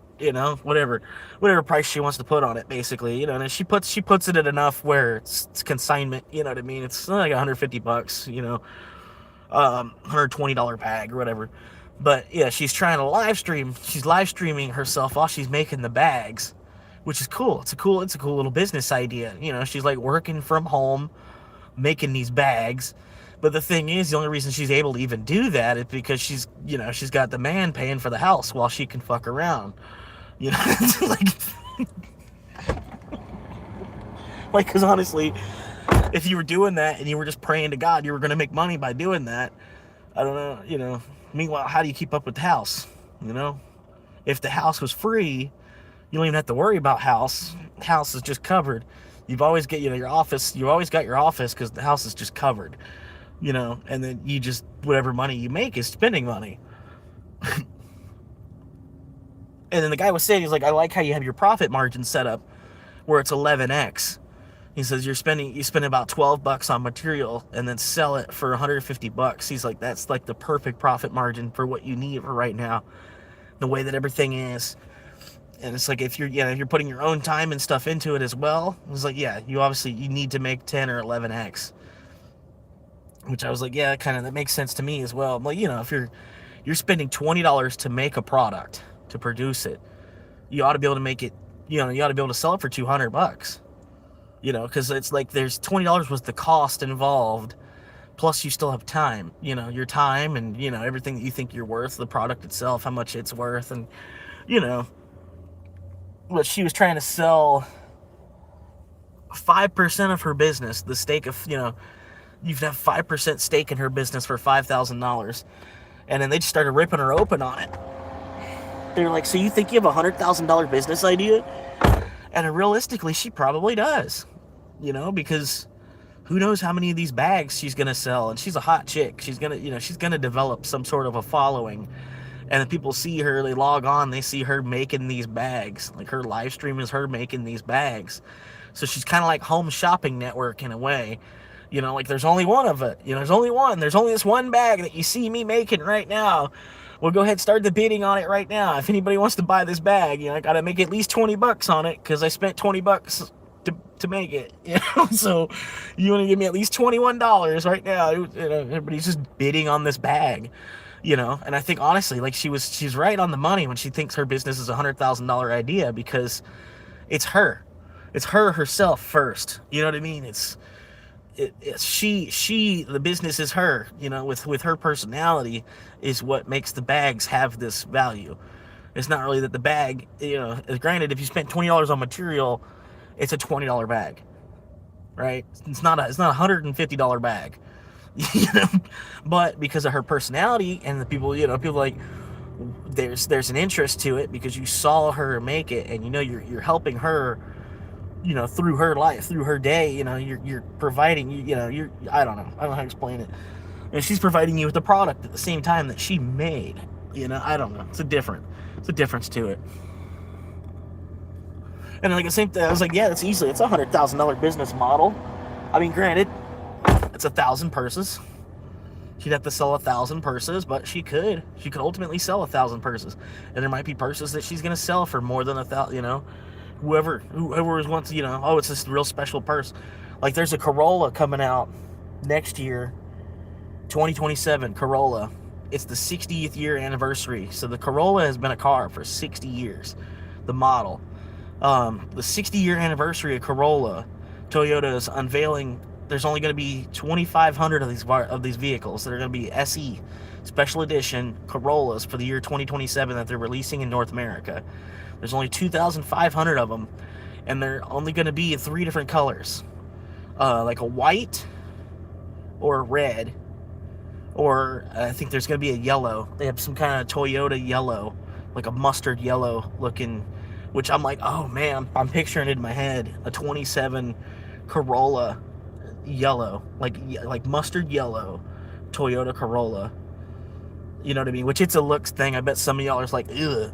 You know what I mean? To me, I don't know. That does look pretty hot. It looks like a rally car, especially has a nice little spoiler on it. Like, damn, that thing's gonna look sick. And I probably have some nice black rims with yellow paint job. But yeah, just something to think about, man. Like, I just think it's cooler they're doing something for the 60. It's only a 60-year anniversary too, which isn't really that. I mean, they didn't do anything for the 50th, but they want to do something for the 60.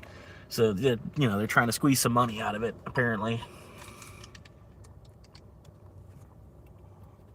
But they're changing the model. Like, my Corolla, it's the current model. Yeah, it sounds kind of weird. I get you. But yeah, it's the current model. They're changing the model in 27, so they'll remodel it. You know what I mean? And the 27 will be a whole new dashboard, a whole new console, whatever, small little upgrades that they'll make. And then there's only 2,500 of the car that they're even gonna make too. So if you buy that car and you have it garage kept for the most part, that car is gonna appreciate in value versus depreciate in value. And it's a Corolla too, so you're getting a decent car out of it. You know what I mean? You get a pretty decent car, and it's a Corolla, so it's not gonna, it shouldn't be $100,000 car just because it's a special edition. Just because it's a special edition and a limited edition doesn't mean it. It's still a Corolla. It shouldn't be no $100,000 car. It could be. It'd be crazy. I could see them pricing it that way, like, oh, it's $125,000. You know what I mean? It's like just a Corolla. I don't know. But I gotta pee. I'll be right back. I gotta pee.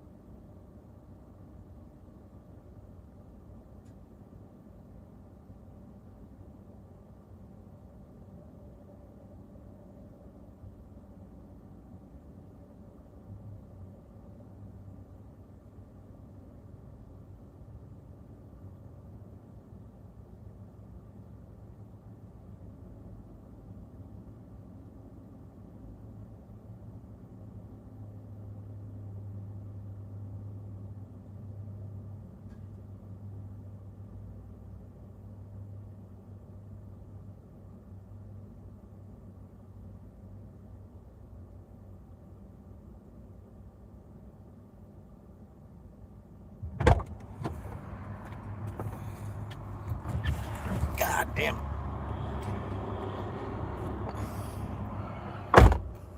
It's hot as hell out there. Holy fuck. Oh yeah. Feels hotter than 94.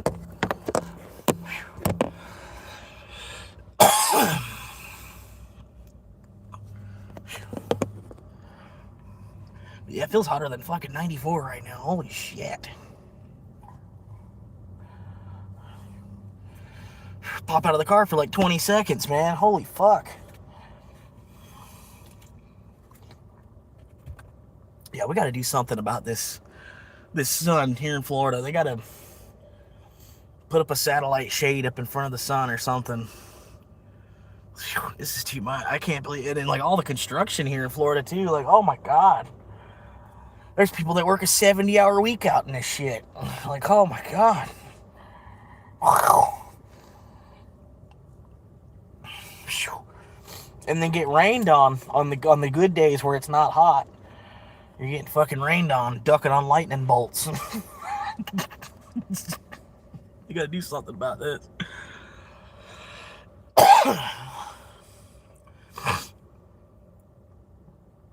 Yeah. Yeah, I would go up to the gym. It's actually a pretty good idea, but the trainer's there till like 4 o'clock, and then they do like classes and stuff. It's a small gym, and then they try to like run classes and like have like a personal trainer guy in there. People, you pay for an hour with the personal trainer guy, and he leaves at 4, so I don't even go while the guy is there.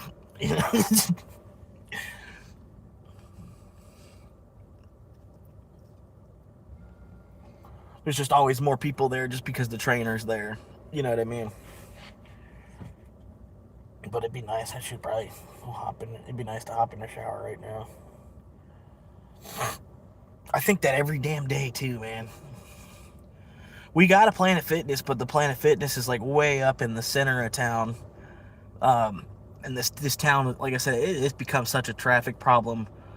I like just staying in my little corner, my little, the southeast corner of the town where I stay. Like I can run all my deliveries right from here. You know what I mean? It's its own little pocket, its own little market. Like as you go up more into the center of the town, it's just more and more sporadic. Like the streets, the streets almost make no sense the way they got everything laid out and everything. It's, I don't know, they just money. Everywhere you look, you can see that's all they were worried about was money. How much money can we make as quickly as possible? It's just sick, man. It's sick. It really is, man. And then, like I said, like, you know, like, okay, with all these people, like, okay, so there's job creation from the, you know, from them building houses, you know, and they got like a housing boom going on right now in this county. So, you know, like, well, it's okay to bring in a bunch of jobs, and a bunch of money. But like once they fill the county, like all these little plots of land now have a house built on them, like 20 years down the road, all the jobs are now gone. And then you have the generation behind the men that had a job building the houses, their kids, that, you know, because part of they wanted to live the American dream. That's why they were building houses and stuff. They were building houses so that they could have kids themselves. So now their kid comes of age, and then the job that their father had is no longer a job because the market's gone, because all the land that was here is now saturated with houses. And because they saturated it with all these houses everywhere, just traffic. And I'm hoping about that time, you know, there'll be more people just working from home, you know, because it's already starting to turn into that, you know, like there's shit, probably 25% of the world just works from fucking home nowadays.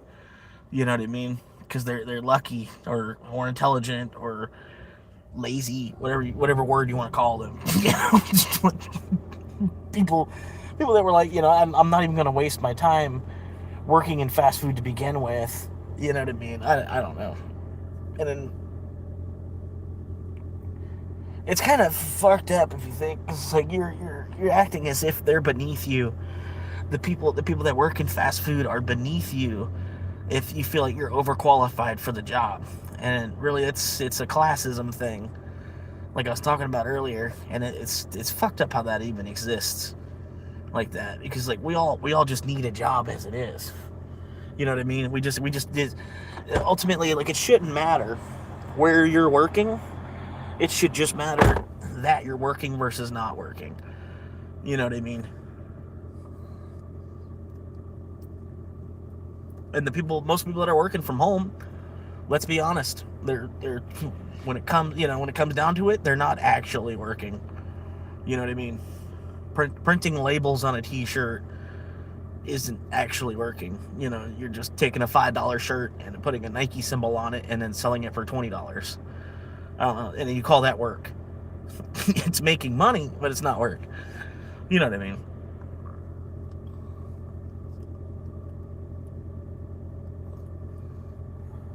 And but still, like, you haven't made money until you sold the product, so you're out of money while you're waiting on that to happen. You know, you're not guaranteed sales. It's easier just to go work for somebody. It really is, you know. It's like, I don't know. So I was thinking earlier, maybe do the pizza restaurant thing. If I could maybe after a couple of years of, you know, working hard and talking about it, I might could talk my parents into loaning me some money to be able to start a business with. And if I were talking pizza business, which I already know, I know a decent amount. Like I could walk into any pizza chain, you know, if granted, because nowadays you have to know somebody too. Like I'd have to walk into a chain where I already know somebody working there to even get the job in the first place.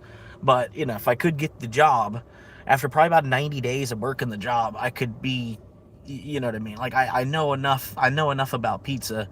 90 days on the job, I could basically be the assistant or the general manager. I already know enough about it. And look, it's in my blood. I would need help. I would need workers, you know what I mean? I couldn't just do it myself. And I wouldn't have the patience to just do it all myself either. So I'd almost, you know, I'd have to talk my mom into being a cashier. You know what I mean? Like, you know, but she doesn't need a job as it is. You know what I mean? She doesn't need it. She doesn't need it to, you know, she don't even need to make $50 a day. You know, so she'd be giving me money to open a business with, and then putting herself back to work to be able to hopefully make the money back, which I don't think that's going to happen. You know what I mean? Like that's just stupid for me to even think like that. And then, you know, like I said, I don't have enough going for me where I can really even like reach out to a bank for a small business loan if I wanted to do that. So, you know, the only thing I can do is go show my ass at another pizza restaurant and then maybe make $12 an hour. You know what I mean?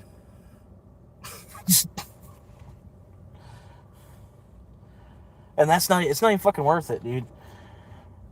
It's really not.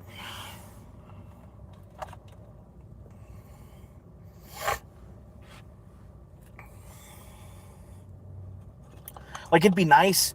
Like, I was thinking, like, if it was my own pizza restaurant, I could just be open 4 to 9. Just like, fuck it, you know, like I could open for lunch if I wanted to, maybe, you know, like, I decided to show up at 11 o'clock, and since I showed up at 11 o'clock to roll dough or whatever back of house type of thing I was doing, you know what I mean, moving TVs around in the lobby or whatever I'm doing at the restaurant, I decided to get to the restaurant earlier that day.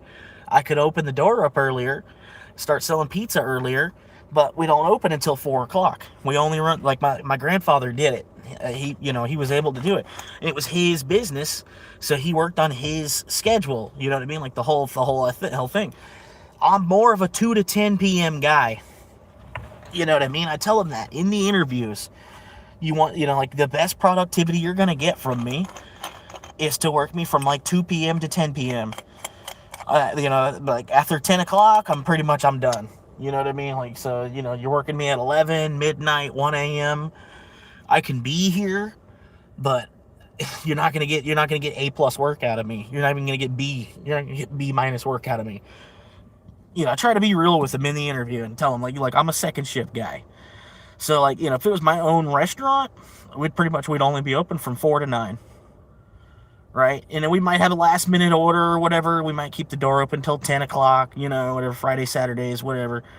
You know what I mean? But have the restaurant, because that's what my grandfather did. And he was making some decent money. And then he pretty much, like, at that point, you tell the people that want your pizza, they're going to show up at 4 o'clock. It's not a big deal. You know what I mean?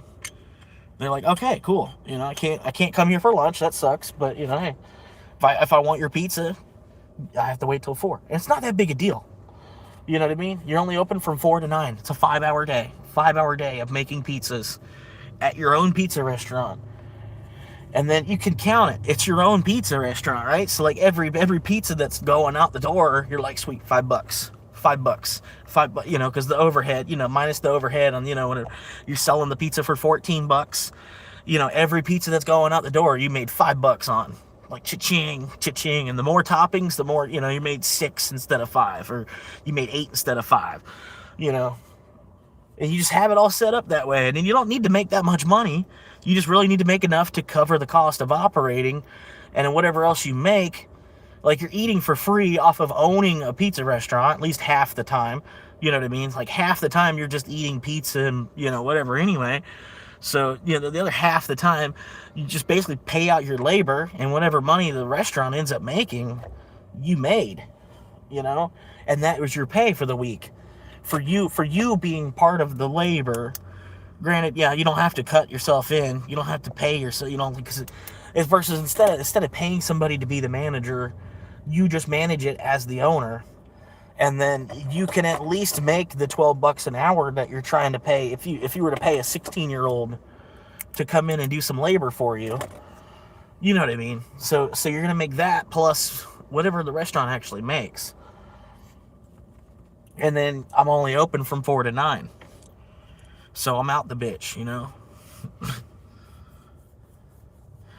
What's up, man? How you doing, Evan?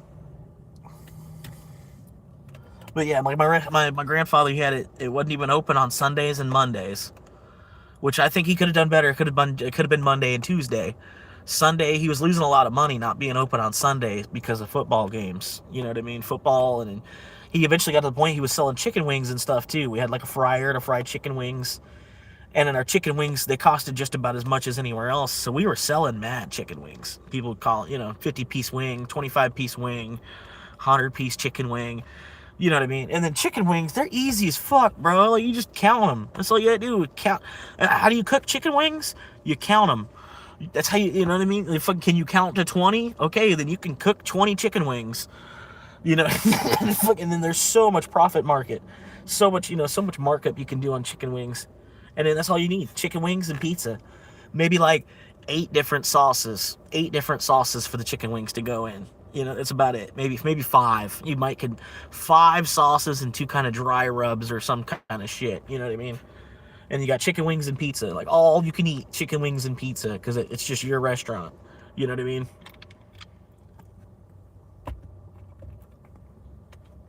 All you could eat chicken wings and pizza, and you only have to work a 5-hour day, 5 days a week.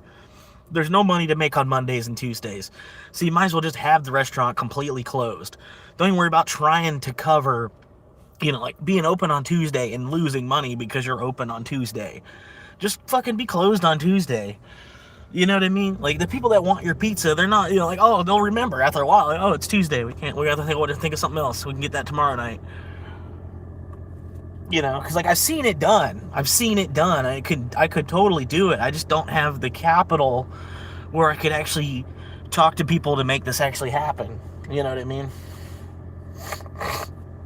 There's a lot of people that they have a small business because they got a loan from their parents, or a loan from their uncle, or a loan from their grandparent, And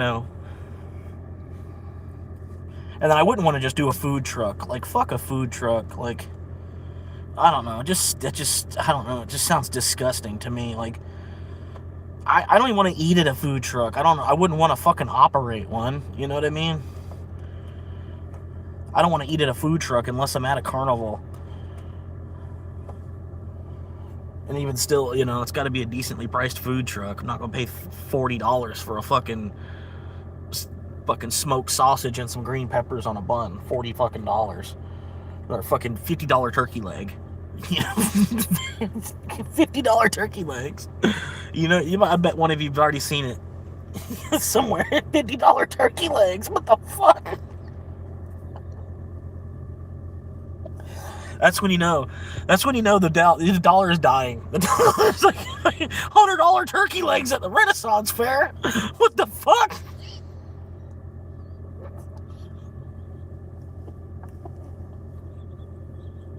$100 turkey legs at the Renaissance Fair.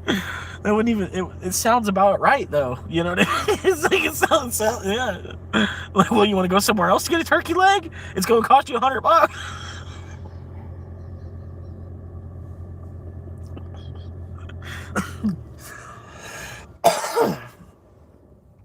Yeah.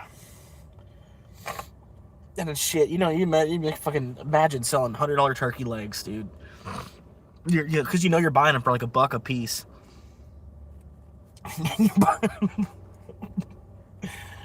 Like $1 a piece for these turkey legs, and you're selling them for like $50. The people buying shirts, they're not even making that kind of a profit off of the, fucking, they're spending $20 on the shirt to sell it to you for $50, that kind of thing. Fucking turkey leg. The turkey leg guy is actually making out. Which, that would be cool too, though. Oh, man. I think Ian had it right, man. He was talking about the roadside boiled peanut stand. I think that's honestly a pretty good option.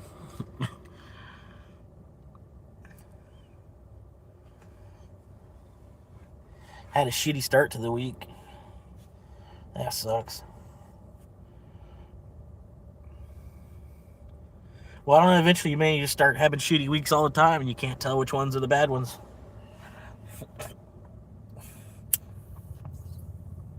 You have a decent week and think you had a good week.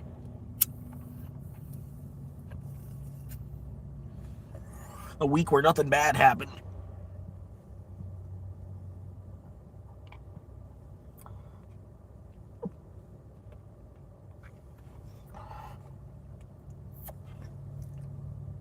But no, I'm getting some more hours out of the job. And then, so I've been working at the job, and then trying to give them a little bit more of myself at the job too. So, like, at the end of the day, after working the job, I'm beat. You know what I mean? I'm more or less just wanting to find a place to camp for the night and watch some YouTube myself. Wait for the next day. But yeah, there are a couple weeks of, just working. If they give me the same steady hours that they've been giving me, if I can keep on that, I don't know if that's going to hold, because our main boss just came back. So now we got the big boss, he just came back, and so I don't know. There was kind of extra hours while he was gone, Now that he's back, I don't know what's going to happen with my schedule. But if it stays like it is, I make enough hours where just the hours alone pays for the car. And then I can drive for Uber on top of that if I want some income. You know what I mean? But like, as long as I show up for work and keep working the job, I make enough hours in a month that it pays for the car. Just from the job, from the actual hours that I put on the clock. I make enough after taxes, boom, car payment's paid. And then I try to use the car to make some food money with through Uber. So it's better. It's slightly, because now I only have to worry about pushing Uber for like $100. Make like $100 a week on Uber just to kind of help to stipend the job, because the job doesn't have the hours where I can, the extra 100 that it would be nice if I was making $500 or $600 a week from working, from just working. But there's not enough hours where I can make $500-600 a week from working, So, hopefully I'm making like $250 a week, and then I can pick up another 100 on Uber. But in the course of a week, with 4 days off from the job, right? With 4 days off, I can make 100. You know what I mean? It's just a matter. One of those 4 days I have to pick and do a 12-hour day. You know what I mean? But then I still end up with like 3 days off a week, which ain't bad. You know what I mean? Technically, I have 4 days off a week because I only work here at the retail spot. Like I'm Sunday, Wednesday, and Saturday, or if you want to look at it, I'm Saturday, Sunday, and Wednesday, right? So I come in Saturday and Sunday, boom, boom, and then I have a weekend, right? Monday and Tuesday off, but I'm not really off. I still drive for Uber, whatever, you know what I mean? But I can have it off, whatever. It's not a big deal, because I already went to work Saturday and Sunday. I went to work Saturday and Sunday, made some actual money being on the clock. So when Monday comes around, I kind of hang out, or whatever, if I want to, I can log in, maybe make $30, whatever. Tuesday, I can do the same thing. Maybe make $20 or $30 if I want to, whatever. And then go to work on Wednesday, like today, I'm about to clock in. Today, I'll make like $50 to be here. But it's kind of gotten better than driving, because driving in this city's gotten ridiculous, It's, I'd rather just drive to work, park my car in the parking lot, and then go into work and make $50 than be in my car and then trying to make $50 versus squeezing through all the traffic around here. You know what I mean? So it's ultimately easier just to come in on Wednesdays. And on Wednesday, I'm not losing much to come into work instead. The Saturdays and Sundays, kind of shooting myself in the foot to come in and work, because that 4 to 9 is really the best time to deliver any day of the week. Just the way that this market works. That's the only time that you can really get deliveries, is between 4 and 9. But yeah, on that 4 and 9, Saturdays and Sundays, me being here, I'm losing money. You know what I mean? But I'm not losing money because at least I'm at work. You know what I mean? And then the way I do it, Thursday and Friday, they're still pretty good days to have as far as delivering. So I could still maybe pull 300 out of just delivering on Thursdays and Fridays. If I made it a long enough day, I could make 150 on Thursday, minimum, and then 150 on Friday, minimum. You know what I mean? And then I made $300 between the 2 days there, plus another 300 that I made at this job. You know what I mean? So it'll be cool. It's just I got to give it a couple more weeks and let it all bounce out. And kind of just keep flipping to side B and then rewinding while I'm doing that, and flip back over to side A. You know what I mean? But yeah, especially like with taking, once I get the schedule going a little bit and be able to kind of just have Mondays and Tuesdays to just kind of relax. Don't even have to worry about chasing down $100 that day. Because now the Capital One's gone. Capital One zeroed out. Well, I swiped it again. I had a couple little things, little tiny purchases, but I have less than $100 that I owe to Capital One now, because I had to use it. I bought this last tank of gas. You know what I mean? But now I've got fucking like 550 miles till I'm empty. Yeah, 467. But yeah. Like, yeah, full tank of gas is like 550 miles until I have to worry about putting gas in again. And it's less than $40 with the insane gas prices that there are right now. Less than $40 to fill up.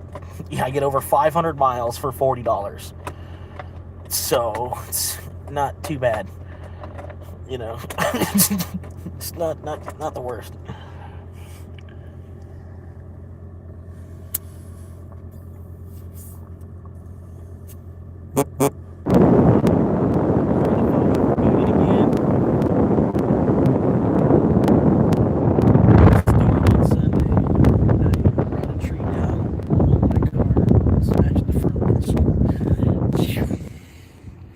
That sucked. Like, at least you probably had insurance on it, at least. So, you know, it's nothing but making 20 phone calls, but still, it's like, I think there's probably $1,000 deductible involved, all because of a fucking tree. Which, I don't know, I hate that fucking deductible shit on insurances. I hate when they do that shit. Like, what's the point? Like, you have insurance, but you still have to make a co-payment before the insurance will kick in to actually fucking do anything. On top of all the monthly payments that you're already making. You're already making monthly payments, and then you have to make a $1,000 co-payment for them to fucking do their job. You know,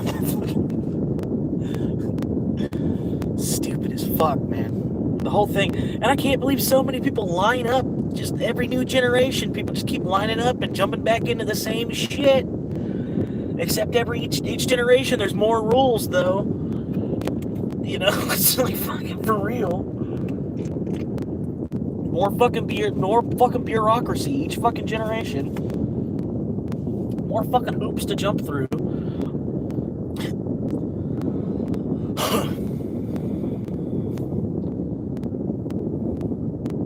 Well, the point of the insurance, like any dollar over that $1,000, so you kind of gotta do the math in your head of like how much is it gonna cost if you were to replace the windshield yourself. If you had a buddy, or you knew somebody, or you knew how to do it, or you could spend a Saturday doing it to just replace the windshield yourself. Is it cheaper to fix it without claiming it on insurance and not having to pay the $1,000 deductible, or would it be easier just to pay the $1,000? Because like nowadays $1,000 ain't shit either. Like it's when it's money you don't have, yeah, it's a decent chunk of change, but. As far as spending, you can spend $1,000 in a few seconds. You know what I mean? It's not as much as it was. Like, it still sucks. Like, I don't want to pull another $1,000 off of my stack of Bitcoin. You know what I mean? I don't fucking want to do that. Like, why can't y'all just increase the payment I'm paying you per month? Like, why do you pay a deductible instead of your monthly premium just going up? You know what I mean? I don't understand that one either. Like, can't your premium just go up for just bring my premium up for $100 for the next 10 months? And then I don't need $1,000 today. I can just worry about getting an extra 100 each month. You know what I mean? Cause it's like, I don't know. It would be easier to even get over as a stumble in life, I guess. It'd be more like buying an extra tire each month. You could just, your $1,000 deductible is built into your premium, which there might be, some options. You could talk with your insurance company or whatever, figure out something like that. Because there's gotta be, you know what I mean? Like, they want the money either way. You know what I mean? Like, they're gonna want the money. And then the auto shop involved, everything, the repair man, he's gonna get a job, he gets a bill order out of it, the insurance adjuster, they get hours out of it, like they get to justify having a job by doing all the paperwork on the back half of hooking all this up, getting the estimate from you for your vehicle, I don't know, the repair, and all the, it's job creation, you know what I mean? I understand insurance as far as like job creation since computers have become a thing. Like, I understand why insurance is a part of the world, but it also at the same time it's helped inflation. It's helped them inflate things, and they didn't really need help with that. You know what I mean? Honestly, I don't think they really needed help with that. But like cars.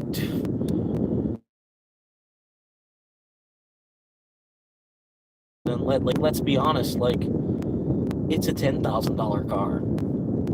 It just has $20,000 worth of plastic on it. You know what I mean? Like, you know what I mean? I don't know. It's not a $30,000 car. It's not, it doesn't say Corvette on the front or nothing. You know what I mean? It's not. It's just a Corolla.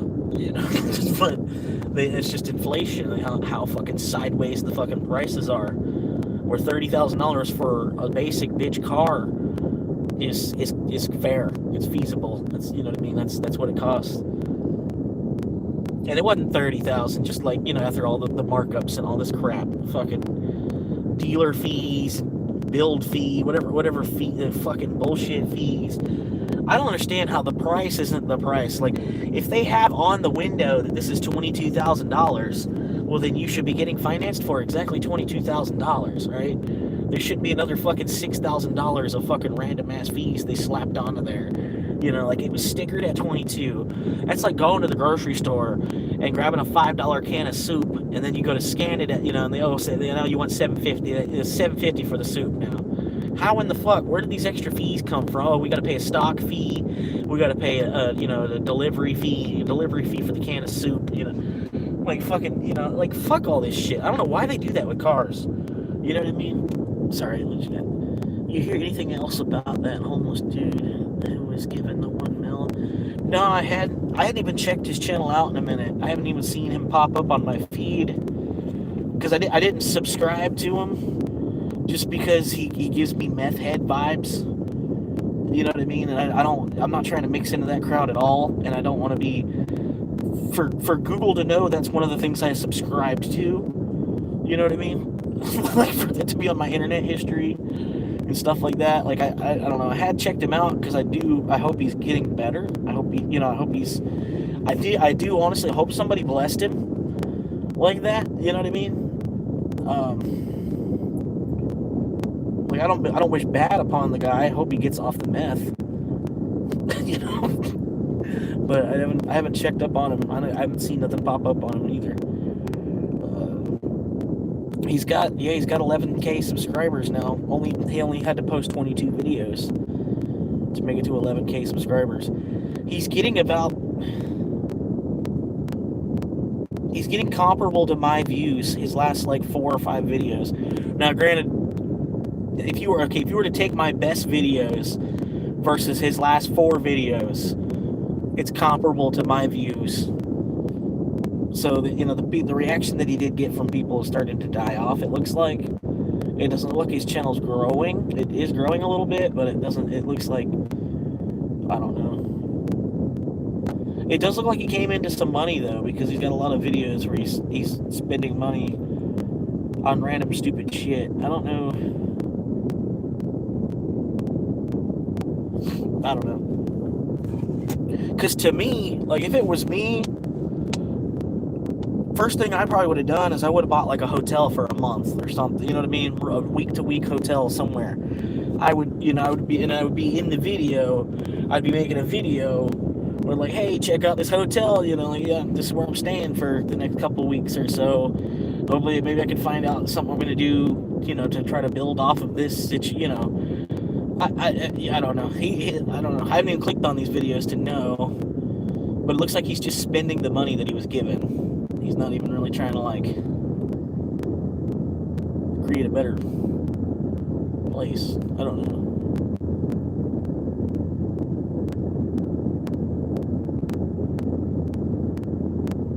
But like I said, I had clicked on one of these videos.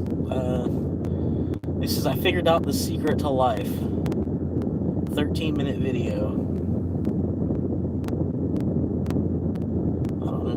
But it does look like he came into some money because I don't know how a homeless man's got that many hundreds. And it doesn't look like he's worked. Like the amount of money that he's holding, if you were looking at his thumbnails right now like I am, there's no way he worked to make that money. You know what I mean? There's no way he did that much work that fast where he got that through labor. Somebody hooked him up. Somebody gave him some money, whether it was $1 million or what. If it was $1 million though, you think that he would have put $100,000 on a property though. You know what I mean? You think if somebody gave you $1 million, you'd be smart and take 10% and buy yourself some property because you have no place to live. right? I don't know why he's tipping barbers 10 grand and shit instead of buying like a place to live. You know what I mean? Granted, I don't know what the whole situation is, how the contract is laid out or whatever. He might be only getting X 1,000 per month or something like that. You know, I don't know. But his channel, with the $1 million, somebody investing $1 million into his channel should be growing. You know what I mean? He went from like 1K view, 1K view, 4K view, 4K view, 1K view, 1K view, 800, 1K view, 800, 800, 600, 400, 100. I don't know. But even that 1,000 views, that, you know, because he's got 11K subscribers, even 1,000 views, he's making some money off of just the YouTube now. Like, granted, if he's homeless, he probably doesn't need a whole lot of money for like day to day. You know what I mean? So if he's got 20 grand in the bank, he probably is not thinking about, you know, he don't have to think about shit for about a year. You know what I mean? If he's got 20 grand in the bank, he probably don't have to think about shit for a year, and he's probably just making videos for fun, which that's what it kind of looks like. Because, I mean, why not make videos? If you are making money to make videos, why not make some more videos?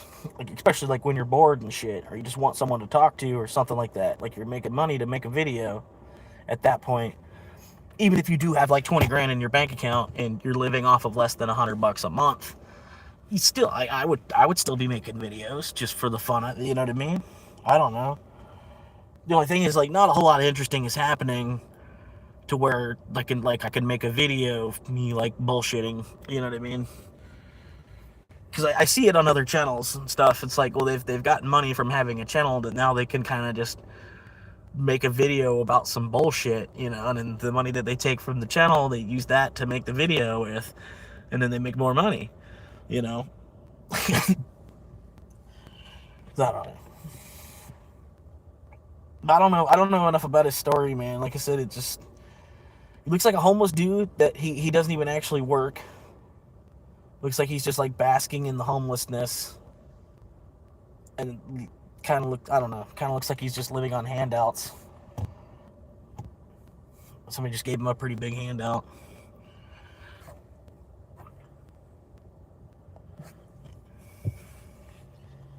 But yeah, it's like, I don't know, man. Like if I had $1 million, somebody gave me $1 million. Like I said, I'd probably take $250,000 of it, put it on stretch, and then not have to worry about making an income. I would still work, you know, just because people are going to think you're a piece of shit if you're not working. So, you know, you'd still want to work somewhere like 20 hours a week. And then, you know, like that's like your allowance. So that way you don't have to touch your $250,000 that you have in stretch. And then stretch pays you a monthly income just to hold it. You know what I mean? So put $250,000 into stretch and boom, you know, just be chilling. And the other $750,000, like I would make sure my immediate family's okay and good to go, you know.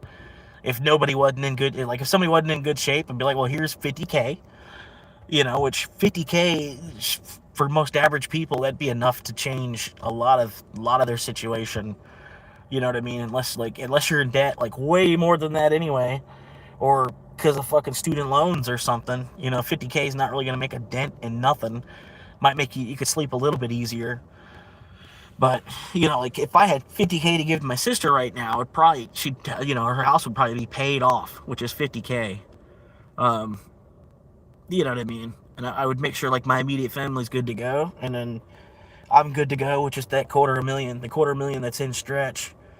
And then probably the rest, yeah, I might, you know, I'd blow it. But even me blowing it is good for the economy, because it's the money's getting spent. You know what I mean? Even spending it is a net positive still, you know what I mean? But the first thing I would do is buy some land and put some banana trees on it, and, you know, the banana trees, you got something to eat. You know, the banana tree, they grow so fast. You cut the banana trees, and then you have more banana trees. You know, I don't know exactly how I'd do it, man, but I'd, you know, start with some land and then like a little goat house. You know what I mean? A little house for the goats.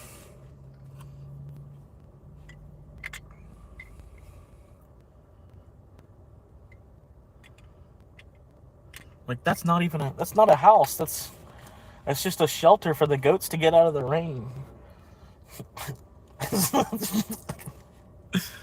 It's a chicken coop big enough for a goat.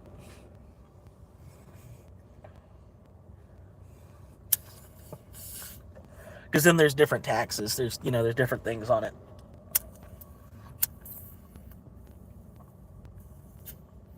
But it's just a dog house.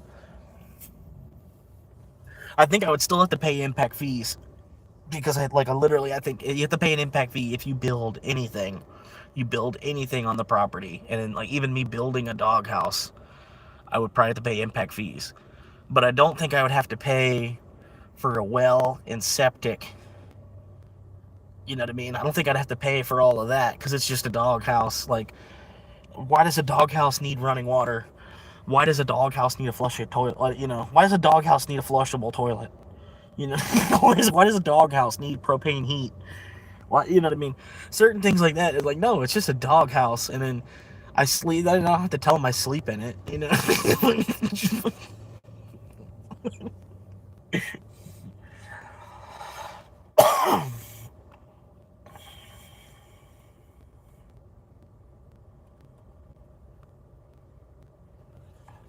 But yeah.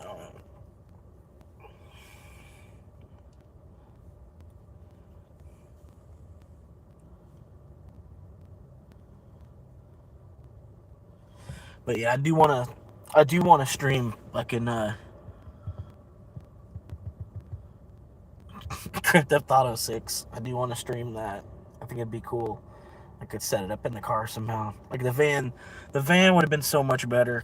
It would have had so much more room to be able to do what I'm talking about. The angle on it and everything would have looked so much better. Me to try to create like an internet cafe in the back of the van, and then like live streaming like I'm live streaming in the back of an internet cafe. I don't know. I think it's gonna be harder to do with the car, but I could figure it out one way or another. I just think about all the money that I'm saving, like each night. Just literally, like each night that I sleep in the car, I'm saving $20. It's kind of like minimum. You know what I mean? Minimum nowadays. Like, I'm going to be paying $600 a month or more to live indoors anywhere. So if you break that on daily conversion, it's like $20 a night for me to sleep in the car that I save. And then versus like, yeah, if I had a place, it was like $20 a night for me to stay there. Okay, not a bad deal. I can go scrounge and make $20, you know. I can maybe even take days off because it's only $20 a day. But, you know, this plus this plus this plus this and this, I can't afford it. And I was even watching today, there were a couple of guys that were coming to the Chinese buffet, like showing up to work. And there was like 5 people that came up on a bicycle, right? All on different bikes, not 5 people on one bike. But yeah, I was like, see, now look, now they're working, like they're doing it, and like they're fucking working at the restaurant. And then like, see, but them, it's the opposite. They've got enough money for a place, but then no car. See, I got the opposite. I went car and no place. They're thinking place to live and bike to work, which I could be doing too. You know what I mean? But I can't, honestly, while I'm locked into this fucking car payment. And then I don't want to default on the loan either. I really don't, because if I default on the loan for the car, they take the car, 1. 2, it's going to set me back another 7 years with being able to buy a house. Like if I do want to buy a house, now it's going to take another 7 years longer, because, you know, that's how long it's going to take for the car to come off of my credit. And it still won't actually, you know what I mean? Like, just the effects will lessen over time. And at about 7 years, you know, that's about the most of the, you know, but it's going to still be on my credit, like, for life, that I had a car repossessed. You know what I mean? So it does make better sense to go ahead and pay it off faster, because I'll save a couple grand to pay it off faster. Plus I can turn the insurance off, you know, when I don't need it, don't want it type of shit. I can turn it off. I have the right to turn it off because the vehicle's paid off. So it's money I could save there. And then I do have a car. You know what I mean? I have a car through it. I have technically a whole apartment.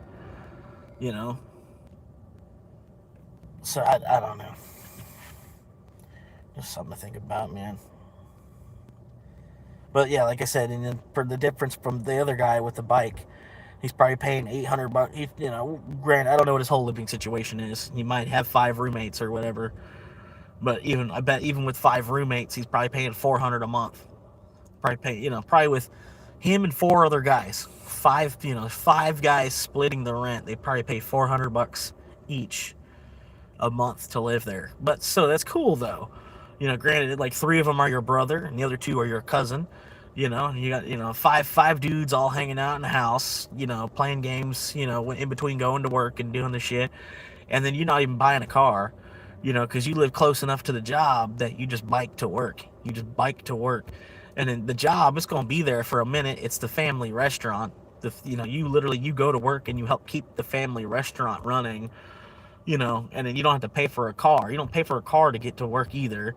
So you're saving on that. You know what I mean? It's like, I try to put myself in their shoes for a minute while I was sitting there.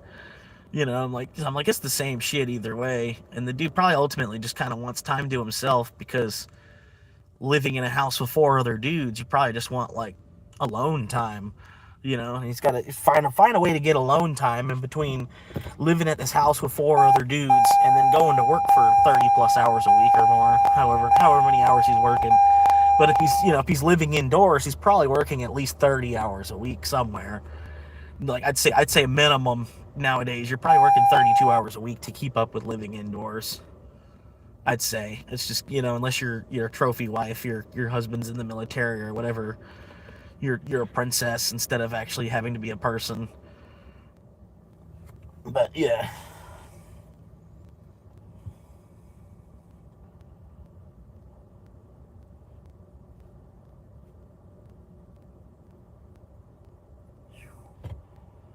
But yeah, there's probably going to be a few years where the Bitcoin market's going to be a little difficult.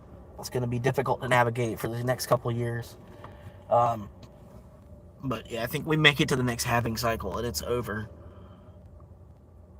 Honestly, I mean, if it doesn't work out, then shit, I'm only out a couple thousand. I'm not. Oh, oops, something else stole some more fucking money from me. Oh no, like the whole reason I'm alive anyway. It's just like.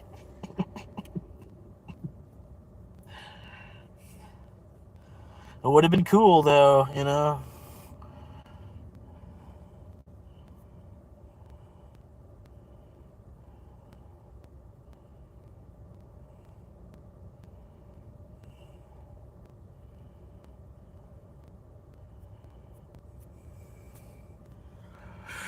But yeah, it's better than, having some landlord. It's like, oh yeah, I need $1,100 by tomorrow, or you gotta go. You're gonna be out on the street. It's like, okay. It's like, it's really not that big a deal.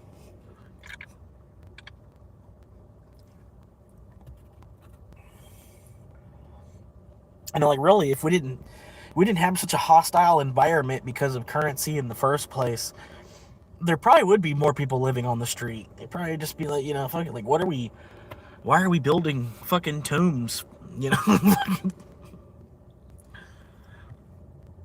Yeah, I know, I saw that. I think what it was is some exchange probably just counted, like they probably like took like a month of something, a month of their records probably got inputted on the computer at one point today. And so it probably like a month of people withdrawing or something, you know what I mean? A month of people withdrawing got tallied all in the same 1 hour. You can kind of see it on the chart. Like, it just popped for like that 1 hour and then came back down a whole 2%. Like, it's still a good day is a good day, It's like, it's kind of the way you want to see crypto move like that. You know what I mean? Like, whether it's green or red, you want to see crypto move like by that amount, you know what I mean? It's like, yes, okay, it's acting normal again. It's like a 5% increase in an hour. Like, what the fuck? It's like, yay, it's coming back to normal. But yeah, I think that's what happened. Is some exchange just calculated like how many people like withdrew off of their exchange or something. Maybe something to do with Binance or Coinbase or one of them, because that's all it really is. It's just like the biggest companies just manipulate. Like, textbook stock market manipulation. Just somehow it's legal. I don't know. It's some you put crypto. I don't know. They create a whole nother currency by exploiting the decimal point, and somehow it's legal. There's no law against exploiting a decimal point.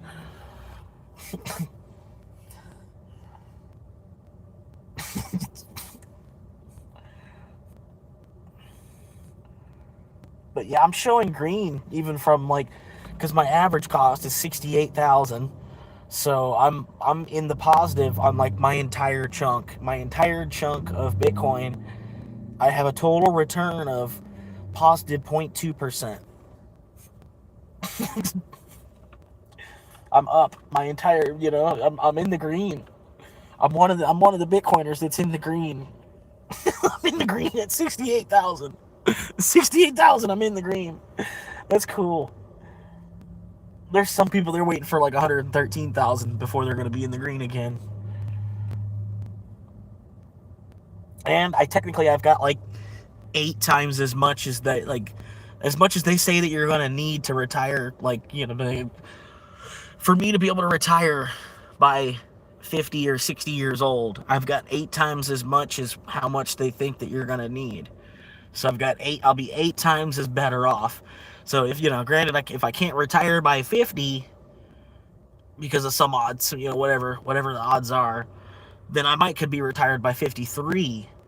You know what I mean? Like, I didn't get the numbers quite right. I still have 8 times as much currently. Almost have 10x what they say that I need. And then that's after withdrawing like 5K, you know what I mean, for different shits. But I have zero. I don't owe Capital One anything now. That's cool. So now I make money just to, pay for the car and put more into Bitcoin and eat. I have to make money to eat with, but I got to do that either way. But yeah, just imagine how much money you would have. Like you don't have a problem working. You understand that you have to work. But think about how much money you would have if you only spent money on food. Like, you just didn't even buy it. You just didn't buy into anything else. Everything else that they're trying to sell you just don't even fucking buy into it at all.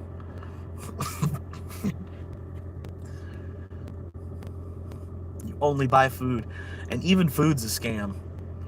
You know what I mean? Even the price of food's a scam. Fucking $1.50 for a fucking banana. You know what I mean? It's like, there was some other shit that was like $1 a piece now, and I was like, that's crazy. That's $1. Oh, avocados are $1 a piece or some shit.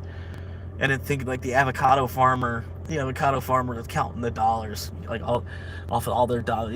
Like, granted, through the supply chain and all that shit, there's a whole bunch of markup from here to there to here to there and back, whatever. You know what I mean? Like, there's certain things like that where it's like, this is $1 now. This is like one ear of corn is $1. It's like certain things like that, and they're sitting there thinking like, shit, dude.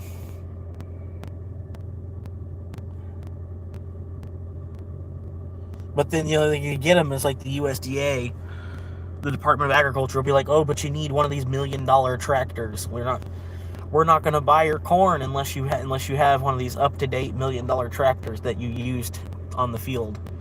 And they totally do shit like that too. You know what I mean? You have to buy a tractor that's got fucking GPS monitoring and all kinds of crap, fucking OnStar locator on a tractor that's meant to be in a fucking field. It's like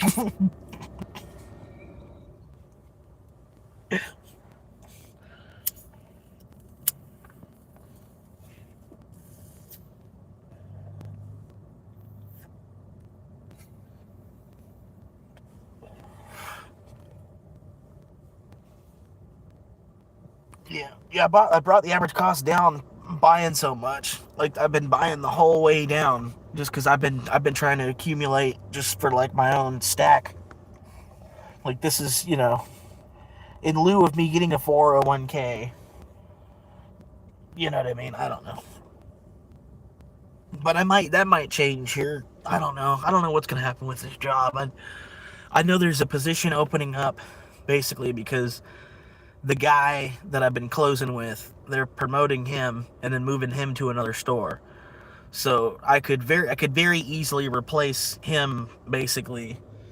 Sort of, not that I'm replacing him because he's moving up, but I was already closing with the guy anyway. So I'm like part of the team. You would just bump me up and then find a new worker guy to go work with me, kind of guy. You know what I mean? And then I can get a slight raise from that, but really it's not the raise that I'm into. It's the more hours. The more actual hours on the clock at the job is what I'm more or less into. The raise is kind of a bonus, sort of, because that's all it is. It's like 26 cents more, but the chunk of hours that I'll have like a steady 30 hours a week from out of this job, which will be about all that I need. It'll be more than I need living in a car. You know what I mean? Like, as long as I'm living in a car and making 30 hours a week, I'm going to come out ahead every single fucking week. You know what I mean? Every week I'm going to come out ahead working 30 hours a week, actual on the clock somewhere. You know what I mean? And then, granted, it's going to be a lot less stressful because then I could just focus on just that 30 hours, go give myself to that, give myself to the company for that 30 hours. And then the rest of the time, I don't even have to log on to Uber.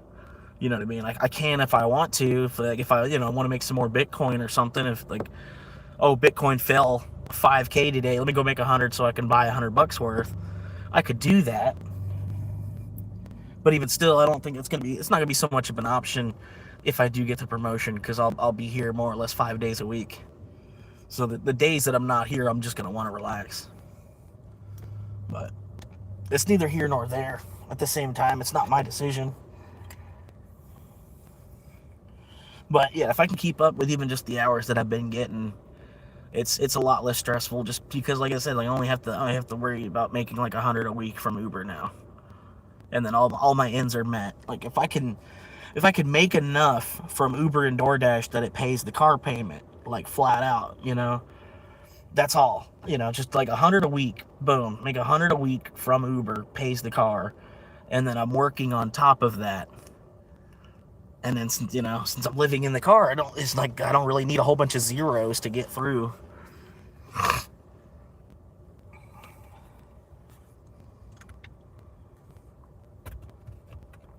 And then, yeah. And pretty much, I look around, there's some people working at the same place that I work at, and then they're retired. Like I'm living a similar lifestyle to the people that are working here and are retired too. You know what I mean? The people that are here working like 15 to 20 hours a week here, I'm living a similar lifestyle. I don't, I'm still building my stock portfolio. I'm not withdrawing from it,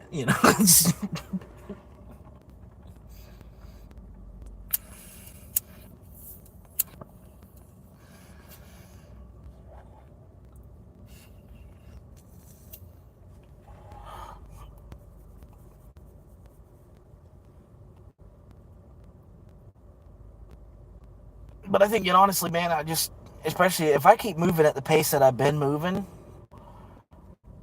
dude, I'm gonna have 6 figures in my fucking bank account in no time. You know what I mean? Like, I could have 6 figures in my bank account from living in my car for 3 years. You know what I mean? Which that'd be crazy. It'd be crazy. Like, who else is like really willing to make that? Like, to have that level of dedication that they're willing to live in their car. Like you're joining the military, but you're not joining the military. You know what I mean? You do 4 years of living in your car. You still work enough, like still work and be a decent citizen, be a member of society, whatever. Do your 30 hours a week, but you live in a car and you do that you have enough conviction to do it for 4 years. And then at that point you have 6 fucking figures in your bank account. You know what I mean? It only took you 4 years. And it, it's like, granted, I don't make a whole lot of money as it is. Like, you know what I mean? It's like, that'd be a huge chunk of money for a minute. I don't know. And the longer I keep doing it, it's more of a positive, man. I don't know how to. It's tough. Just the summers are tough. I wish I could just get the fuck out of town. Next summer, I'm gonna definitely do that. Like, I'm not gonna hang out here for this job. If I'm still like the same level, which I probably will be, sort of, because I already can kind of feel it. I already know the nature of the beast and everything. It's just, that's what it's gonna be. But hopefully, like next April or so, I'll probably be in Oklahoma, where it'll be maybe about a 5-degree difference from the hottest days here. Like, instead of it hitting 102, it might only be 96. And then, I'll be living with my buddy over in Oklahoma, and I'll be indoors. I'll be able to suck up some AC and shit for a little bit of rent. You know what I mean? For a feasible amount of rent. Not double, double. What's the mortgage? Okay, well then we'll double that and we'll try to rent it for that. You know what I mean? and people are paying it too. Like, that's the craziest thing to me. How many people are just keep lining up and keep paying this shit? Like, fucking for real. Like that girl Jilted Valkyrie. I keep telling y'all about that. And she's like, fuck, I'm not gonna pay $2,200 a month. Like, I could just live in my car. She's like, fucking, who the fuck wants to pay $2,200 a month like that? I can't believe millions of us are. Like, it's crazy. It's crazier than living in the car. It's like.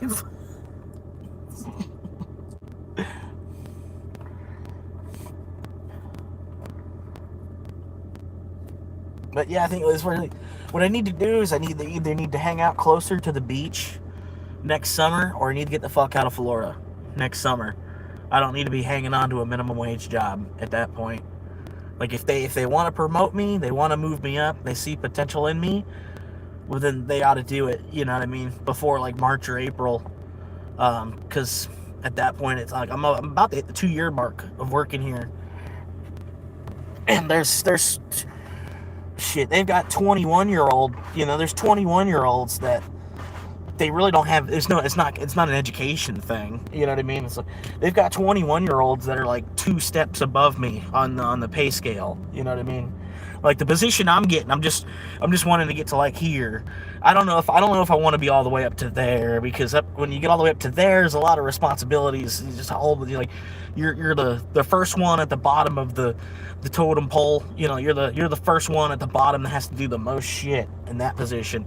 But there's another position in between cashier and there. That's where I want to be, kind of.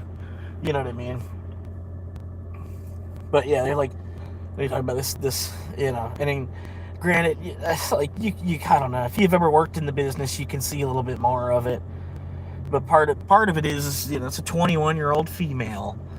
And, the females that work in cars, they're always real hot-headed. They always want to, like, they should have been, I don't know, the people that they were on the debate team in high school, and then they do like cars because their uncle was a mechanic or something, so something in their blood, they like cars, so don't challenge them on when it comes to a question about a car or something like that. They know more than Marissa Tomei about cars, you know what I mean? So, they always come in more hot-headed. And then right now, the world wants to promote females, so you get an advantage. Sort, you could be a guy working just as hard, but the female not only looks better just because she's a female, she's going to look better because she's working just as hard as you and she's a female. You know what I mean? Because the world is just that sexist still at the same time, too. It's like, she's got the same she's producing just as much as the guy. Well, then she's actually working harder than the guy, I don't know. It's like, but granted, and then like you're young too, so part of you, like, you do want to get ahead quicker, like you could skip laps in this bitch ultimately, you know what I mean? Like, I don't know. And if you got people are already looking at you, in a positive light, and it doesn't take that much for you to shine because you're already being lit up by the world around you. You know what I mean? it's just, I don't know. But for me to get to there, like they got there in like 2 years of working here. I might could get there in 5 years. You know what I mean? And that's just the nature of the beast. You know, you just kind of have to accept it. Really, I shouldn't even be talking about it as much as I am. Like, you know what I mean?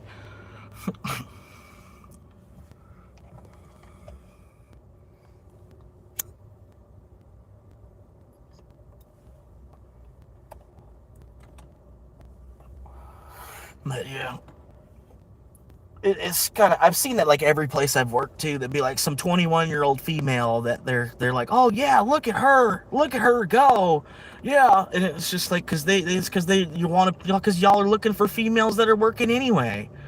You know what I mean? It's like, well, duh, of course, you know, it's like fucking. Like everybody else is like, you're just like looking over everybody, and then you see this one female that's moving around like a crackhead, but at the same time she's cleaned up. You know, she's not a crackhead. You can tell she's not a crackhead, but she's busting ass like a crackhead. She's out there like she's cracked the fuck out. You know, she's ready to attack the system. You know what I mean? And they love promoting that. They love promoting that. Everywhere I've ever fucking worked, I've watched that type of person get promoted.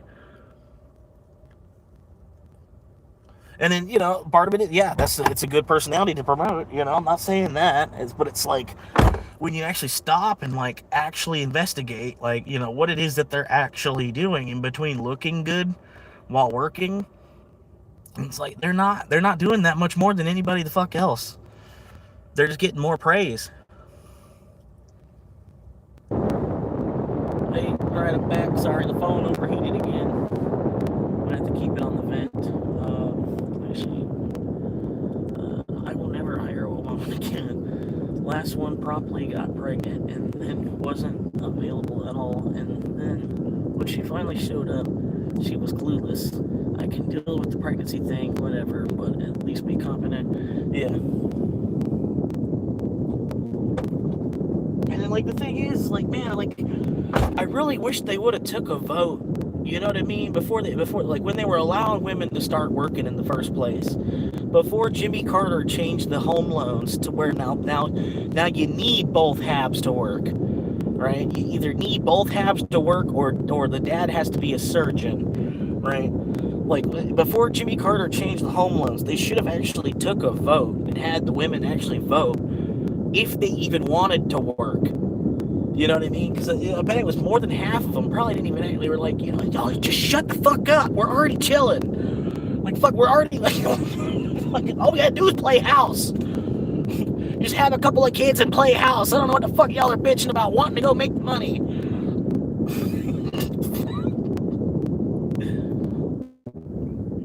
All right, hopefully that fixed it. Hopefully that fixed it. It'll come back in a couple of seconds. Give it a minute. The phone overheated. Yeah. The phone overheated. Meanwhile, it's not in its case. Took it out of its case. The phone's overheating still.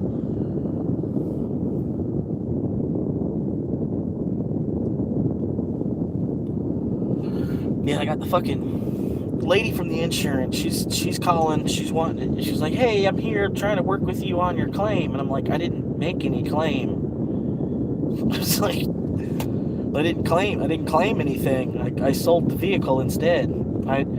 I decided the vehicle was totaled rather than calling y'all, and then y'all deciding the vehicle was totaled. And then I had no coverage on my own vehicle anyway. The insurance I had only covered everybody else's vehicle.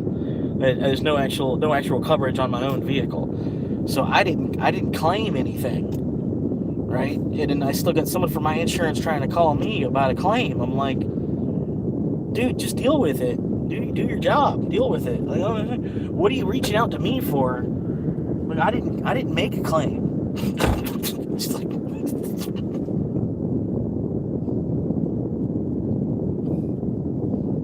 I had a cheap enough vehicle that I was just gonna worry about getting another vehicle. You know, it's like if you don't have a $30,000 car, you don't have to worry about putting $5,000 into your car to keep it running.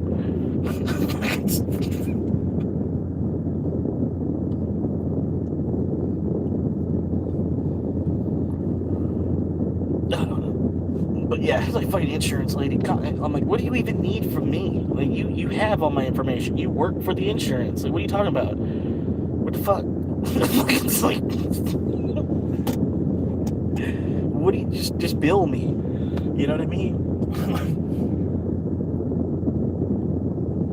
Were you trying to get my response? Like my side of the story? You don't even fucking need it. You know what I mean? Like, fucking bitch slammed on her brakes at a fucking yellow light and she was trying to cause an accident. She fucking swoop and squatted me. Why? She didn't even fucking need she didn't need a new car. I don't know why she did. It was, like I said, as part of it was probably just a setup. They've decided I needed a new car. Can't have somebody working and not fucking paying bills.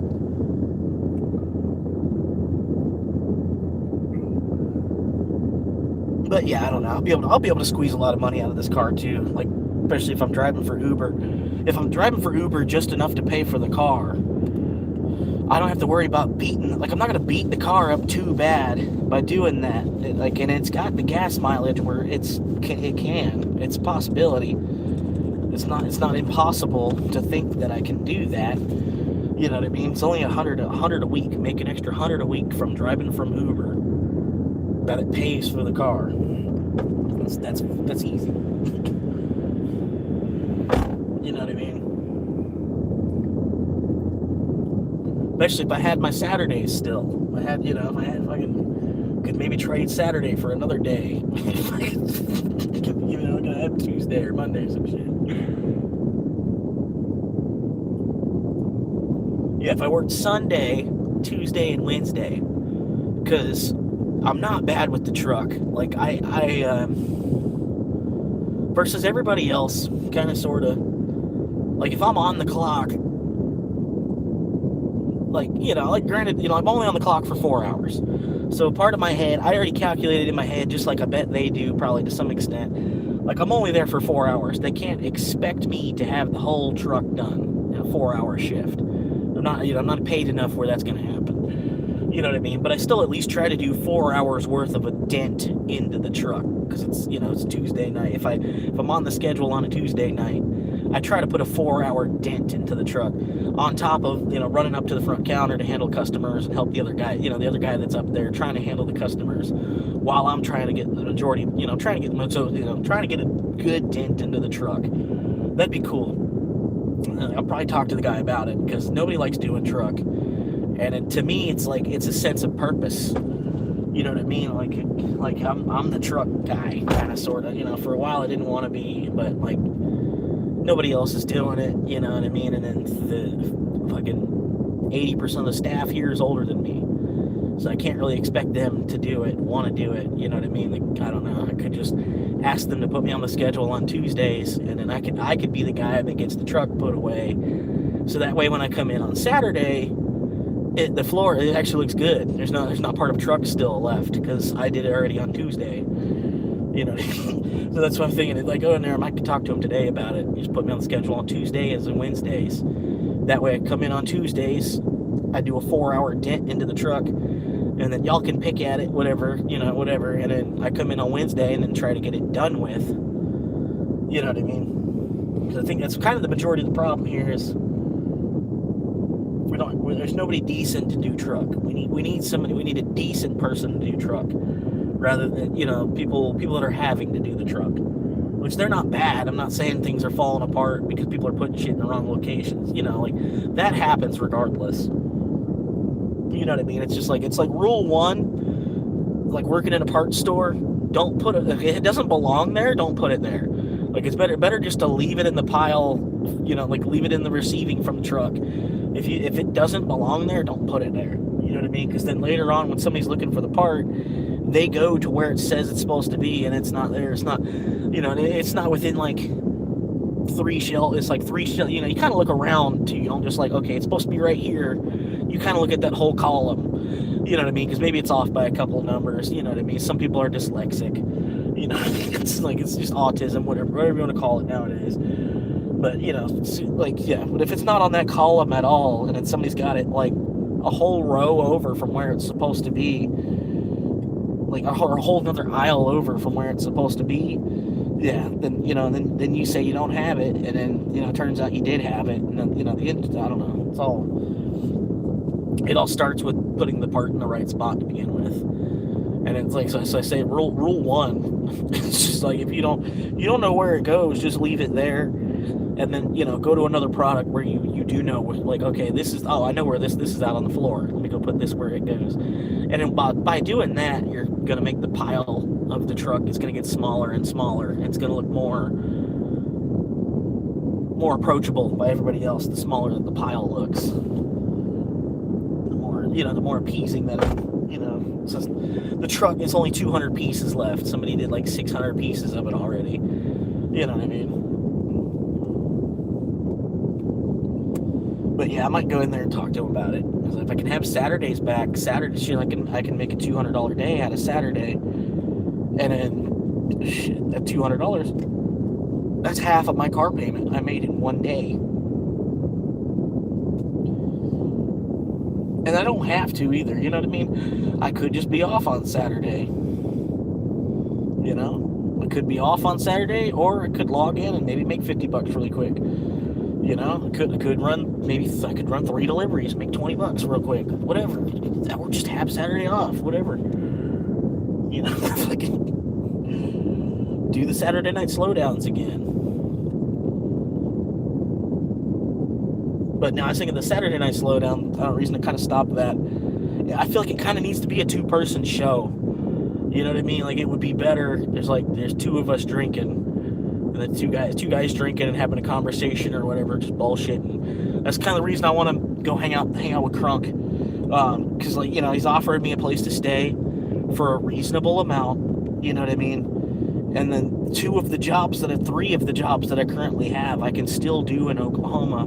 I wouldn't even have to worry about displacement from the job necessarily. All I need to do is go. And then I could make Crunk be a part of the Saturday night show. You know what I mean? Because he's already drinking on Saturday nights anyway. And be like, yeah, hey, we're gonna go live for like an hour, just bullshit. We're gonna make a podcast. We're gonna make a little pretend podcast. Just pretend podcast.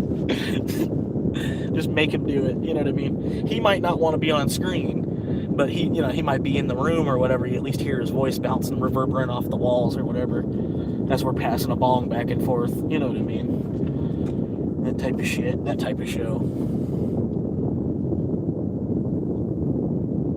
But yeah, that movie Wrong Girls was pretty good. I didn't expect it to be as good as it was. There was a lot of funny moments in it. Kristen Stewart, Twilight, the girl from Twilight.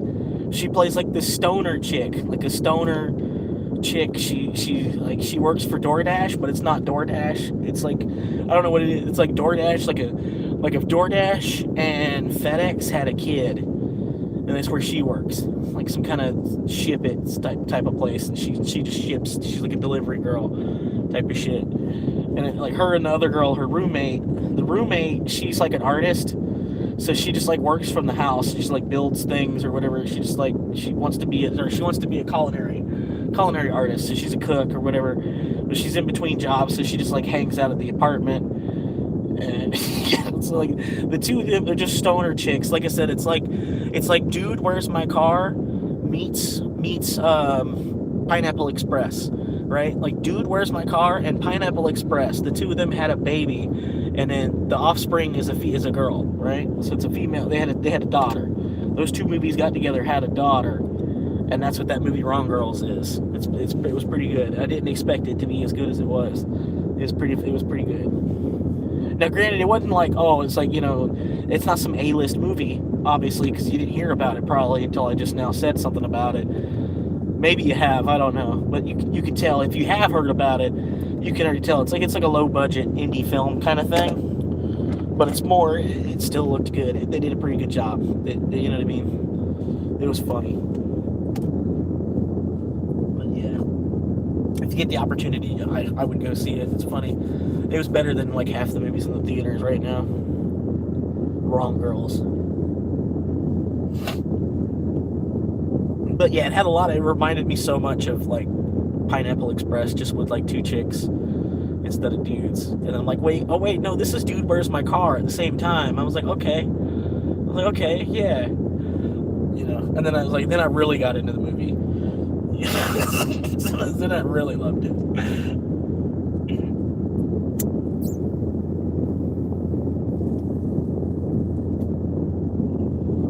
But yeah, it wasn't bad. Is the chat busted? Chat's not busted. Damn it.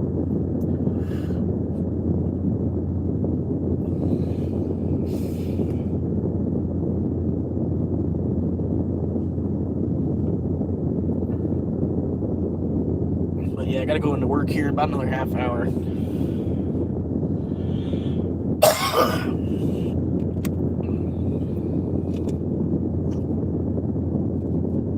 Now, granted, I hope there's not a lot of truck left because yesterday was truck night. So I'm hoping that the guy yesterday did like I did last week, and I hope he made a pretty big dent into the truck, so there's not a whole lot of truck to do.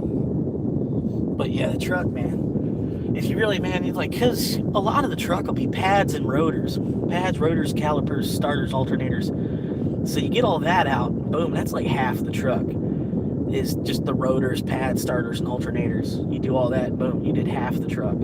Just to put all the rotors in the right spot. And then now the front's a bunch of miscellaneous pieces that could go anywhere. Like 1,000 pieces that go anywhere on the front of the floor. But then all the rotors, it's like putting books away. Like putting really, really heavy textbooks away or something. And it's a lot of, it's if you're moving all the rotors, if you were to look at it in poundage, you probably moved a whole ton. You moved like literally 2,000 pounds of shit to move all the rotors, and that's you save somebody else's back by doing all that. You know what I mean? To them, it would like really be a struggle, and to you, it's like an hour of actually doing your job. You know what I mean? Like to them, it could end up putting them in the hospital, and then to you, it's just like an hour. Where you actually have to produce some labor.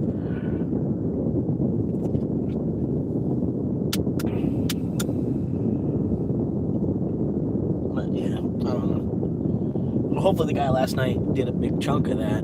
I don't know for sure. I'm gonna go in there and find out. But yeah, like I said, they do need a decent truck guy. I don't know for how long. I might go in there and ask him about it. Just Tuesday and Wednesday would be sick. But then they'll still be hurting Fridays and Saturday nights. Fridays and Saturday nights they'd be hurting then if they did that. The truck would be put away really nicely. I bet if they did, I guarantee you, if he put me on Tuesdays and Wednesdays, I'd be probably doing about half the truck. Just because, like, if I'm on the clock, I'd try to work. I try to do a little bit of work and at the end of the day, you feel better. Like you did work. You did an honest day's labor. You sleep better and everything. You know what I mean?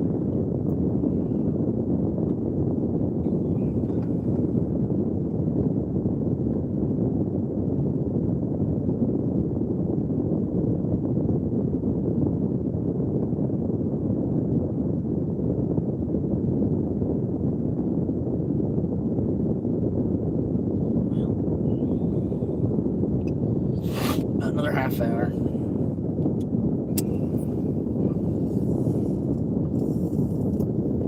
But yeah, Spider-Man, I went and saw it a couple more times because like the first time I watched it, I didn't quite like it. And I was like, man, because they hyped it up so much. They were saying, oh, this is the best Spider-Man movie that they've ever made. This is the best Spider-Man movie since the Spider-Man 2, or whatever. And I'm like, I don't remember Spider-Man 2 with Tobey Maguire. I don't remember that being that good of a movie. I remember Spider-Man 3 was like off the chain. They had 3 different villains and fucking, And when Spider-Man 1 came out, like I remember the theater, the Friday night that Spider-Man 1 came out, man, there was like the most people I've ever seen anywhere besides Disney World. You know what I mean? The theater, people going to see Spider-Man, the first one with Tobey Maguire, way back in 2001, 2002, whatever. Even the font at the time, the Spider-Man font, the fonts, even the font styles at the time. But yeah, I don't know, man. But this, like, I don't know, the last Spider-Man, it was good. I had to rewatch it a couple of times to like fully understand, because I did fall asleep a couple times I watched it. I fell asleep and I was like, well, what happened? Wait, what? How the hell? So like when Jean Grey comes in the picture, I don't know. Part of it slowed down. It kind of put me to sleep.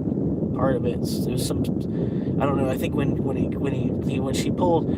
he pulls her into his head and he has her talk to Aunt May. I think that scene, I ended up falling asleep, and I fell asleep for a good chunk. It made and even how her powers erupt, how her I don't know, when the guy's like multiplying her brain frequency or something. He's like trying to replicate on the computer, trying to get the picture, the mental image of what's happening in her brain with the MRI scanner while she's using the, I don't know, and like she ends up flipping the thing, and I don't know how in the fuck I don't know. The whole scene, it made no sense necessarily. I mean, it made sense sort of, but it still kind of, I don't know, like I guess the VMAX. It was the VMAX thing. The air conditioning thing, and she saw that, and it triggered a whole other part of her brain. But like, I had to rewatch it to understand all that, you know what I mean? And that's what made it a better movie, was rewatching it a couple of times. Because I was like, what the fuck? I remember they talk about VMAX. I was like, what the fuck is VMAX? I'm thinking VMAX was some kind of like underground prison or something, some kind of Guantanamo or something, you know what I mean? Alcatraz. I was thinking that's what VMAX was. I was like, oh, so the sister's she's probably on the moon, on VMAX, on the moon. She's in the prison that's on the moon, It's like, that's what I'm thinking.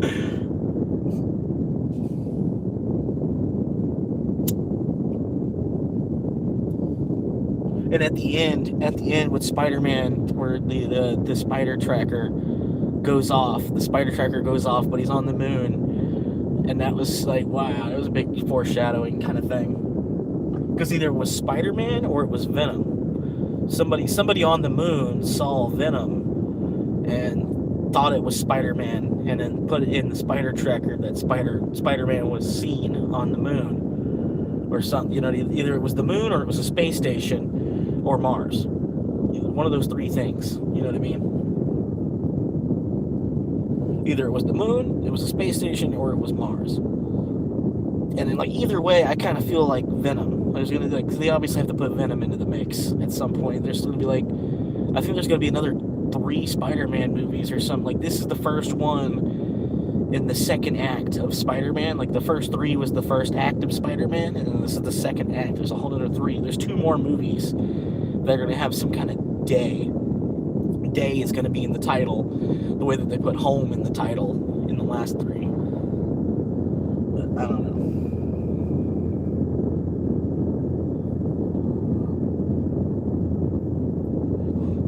Yeah. It'd be pretty good.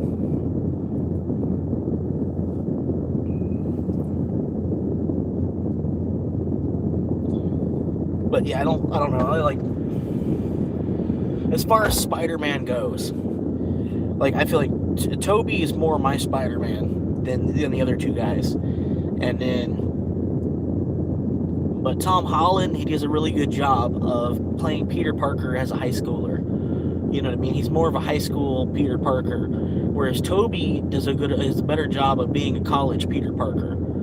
You know what I mean? Which, that's, to me, you know what I mean? But Andrew Garfield, he's too lanky. Like, Spider-Man's supposed to be small and compact, like not quite like Mega Man, not like Mega Man size, but Spider-Man's supposed to be more like a cruiserweight, like tiny, like lightweight kind of guy. Andrew Garfield was too lanky. I don't know, it's just something, he was too long, too stretched out looking Spider-Man. And I don't know, I never watched any of the Andrew Garfield Spider-Mans at all. Just didn't. I was like, oh, it's a fucking, they fucking recast. Like, they couldn't have just kept Tobey. I was more mad that they replaced Tobey. And then when they replaced Garfield, it was like, okay, cool. You know what I mean? Like, all right, we needed another Batman at that point.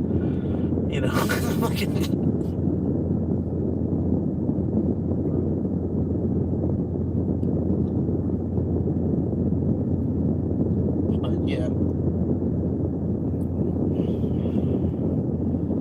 I think Michael Keaton was a pretty good Batman, believe it or not, man. He was about one of my favorite Batman. Christian Bale, it'd probably be a tie. Christian Bale and Michael Keaton, or who was the best Batman? Because Michael Keaton, like, granted, he wasn't in the shape. Like, Michael Keaton was more of an actor than Christian Bale was like a martial artist. You know what I mean? So there's more they could do with Christian Bale on screen than they could Michael Keaton. You know what I mean? You gotta kind of put that into the mix of everything too. And then Michael Keaton, it's a different budget for films back then too. A whole nother budget for films.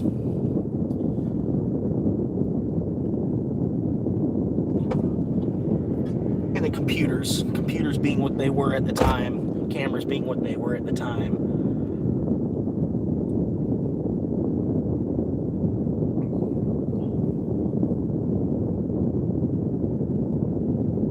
But yeah, I don't know. Part of Christian Bale's Batman being so good was Heath Ledger's Joker.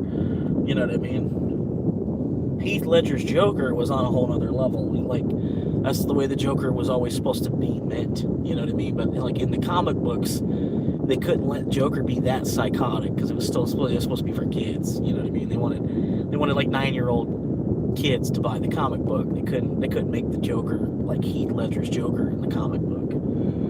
You know what I mean? Would have been too much.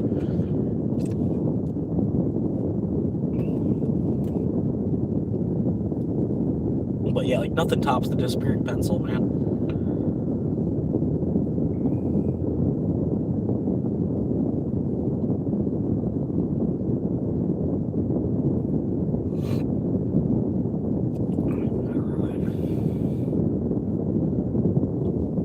Oh, what's up, Art? Not much for Spider-Man. I'd be hanging around though. Hell yeah. Yeah, like imagine if you were Spider-Man. I don't know if I'd be fighting crime. Like I don't think I'd be evil, but I wouldn't be fighting crime. I'd just be like doing spider stuff, you know? Doing spider stuff.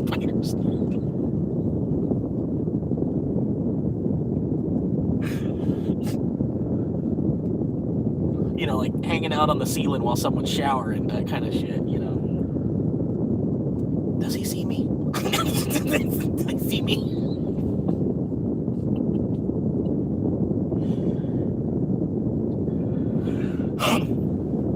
Yeah, I've been doing more spider stuff.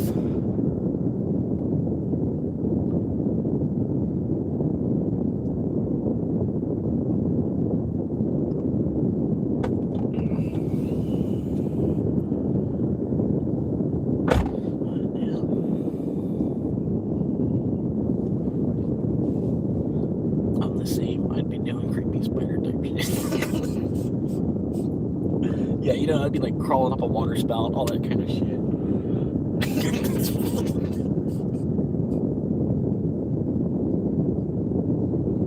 Fucking building, you know, there's like a just like a dirt path. There's a dirt path, you know. You build the perfect web right across this where people obviously walk. People obviously walk right through here. I'm gonna build this huge elaborate web for someone to walk through.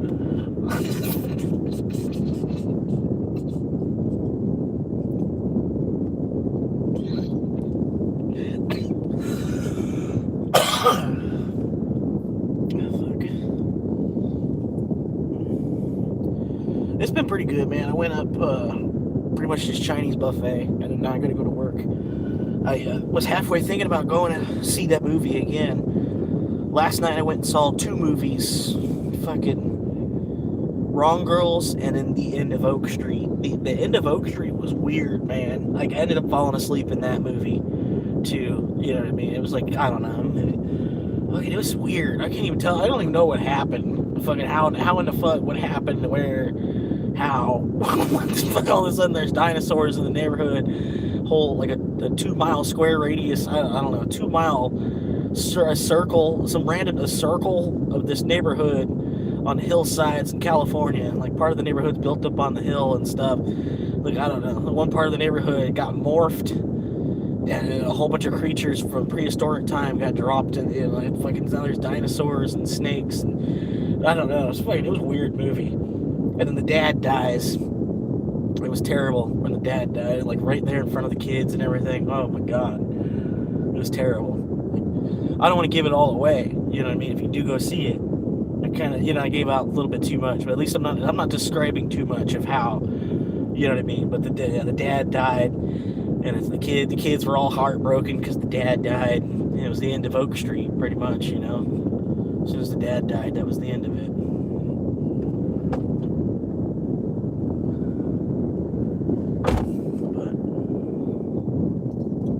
Yeah, the end of Oak Street was a weird movie, man. Like some of the movies coming out today, I don't know what kind of acid they're doing when they're writing these movies down. How they get millions of dollars to fund these movies that are coming out. It's crazy as fuck.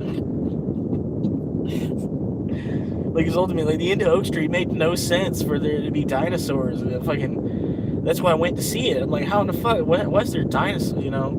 Like a fucking movie with dinosaurs in it. Of course, it was made by Warner Brothers. You know. But even the dinosaurs, they looked weird. They were dinosaurs with fur. They had like fur. They were furry dinosaurs. It's weird. Which told me, like, I was almost thinking, like, what is this? Some kind of recreate? I don't know. What the fuck? I don't know. I fell asleep. I don't know much of what happened in the actual story.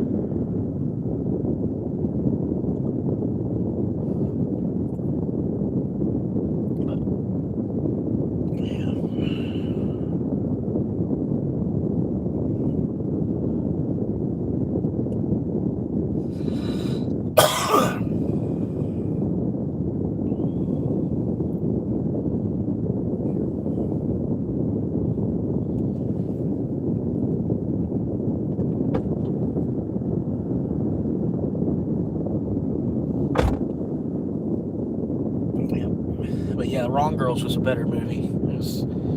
It was a head and tails better movie than fucking End of Oak Street, definitely. It was so, like I said, it was almost so good. I almost went back to rewatch it again today. Because there was parts of it that I didn't quite follow all of what was going on.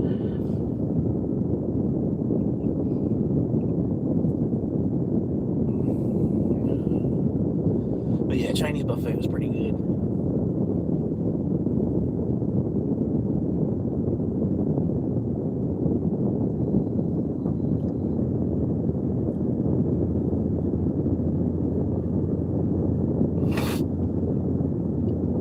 Anyway, I appreciate y'all hanging out. I'm gonna go for a little bit. I'll probably be live tomorrow at some point. But peace out for now. I gotta clock in about a half hour, so I'm gonna watch some YouTube for a minute, watch somebody else hang out before I clock in.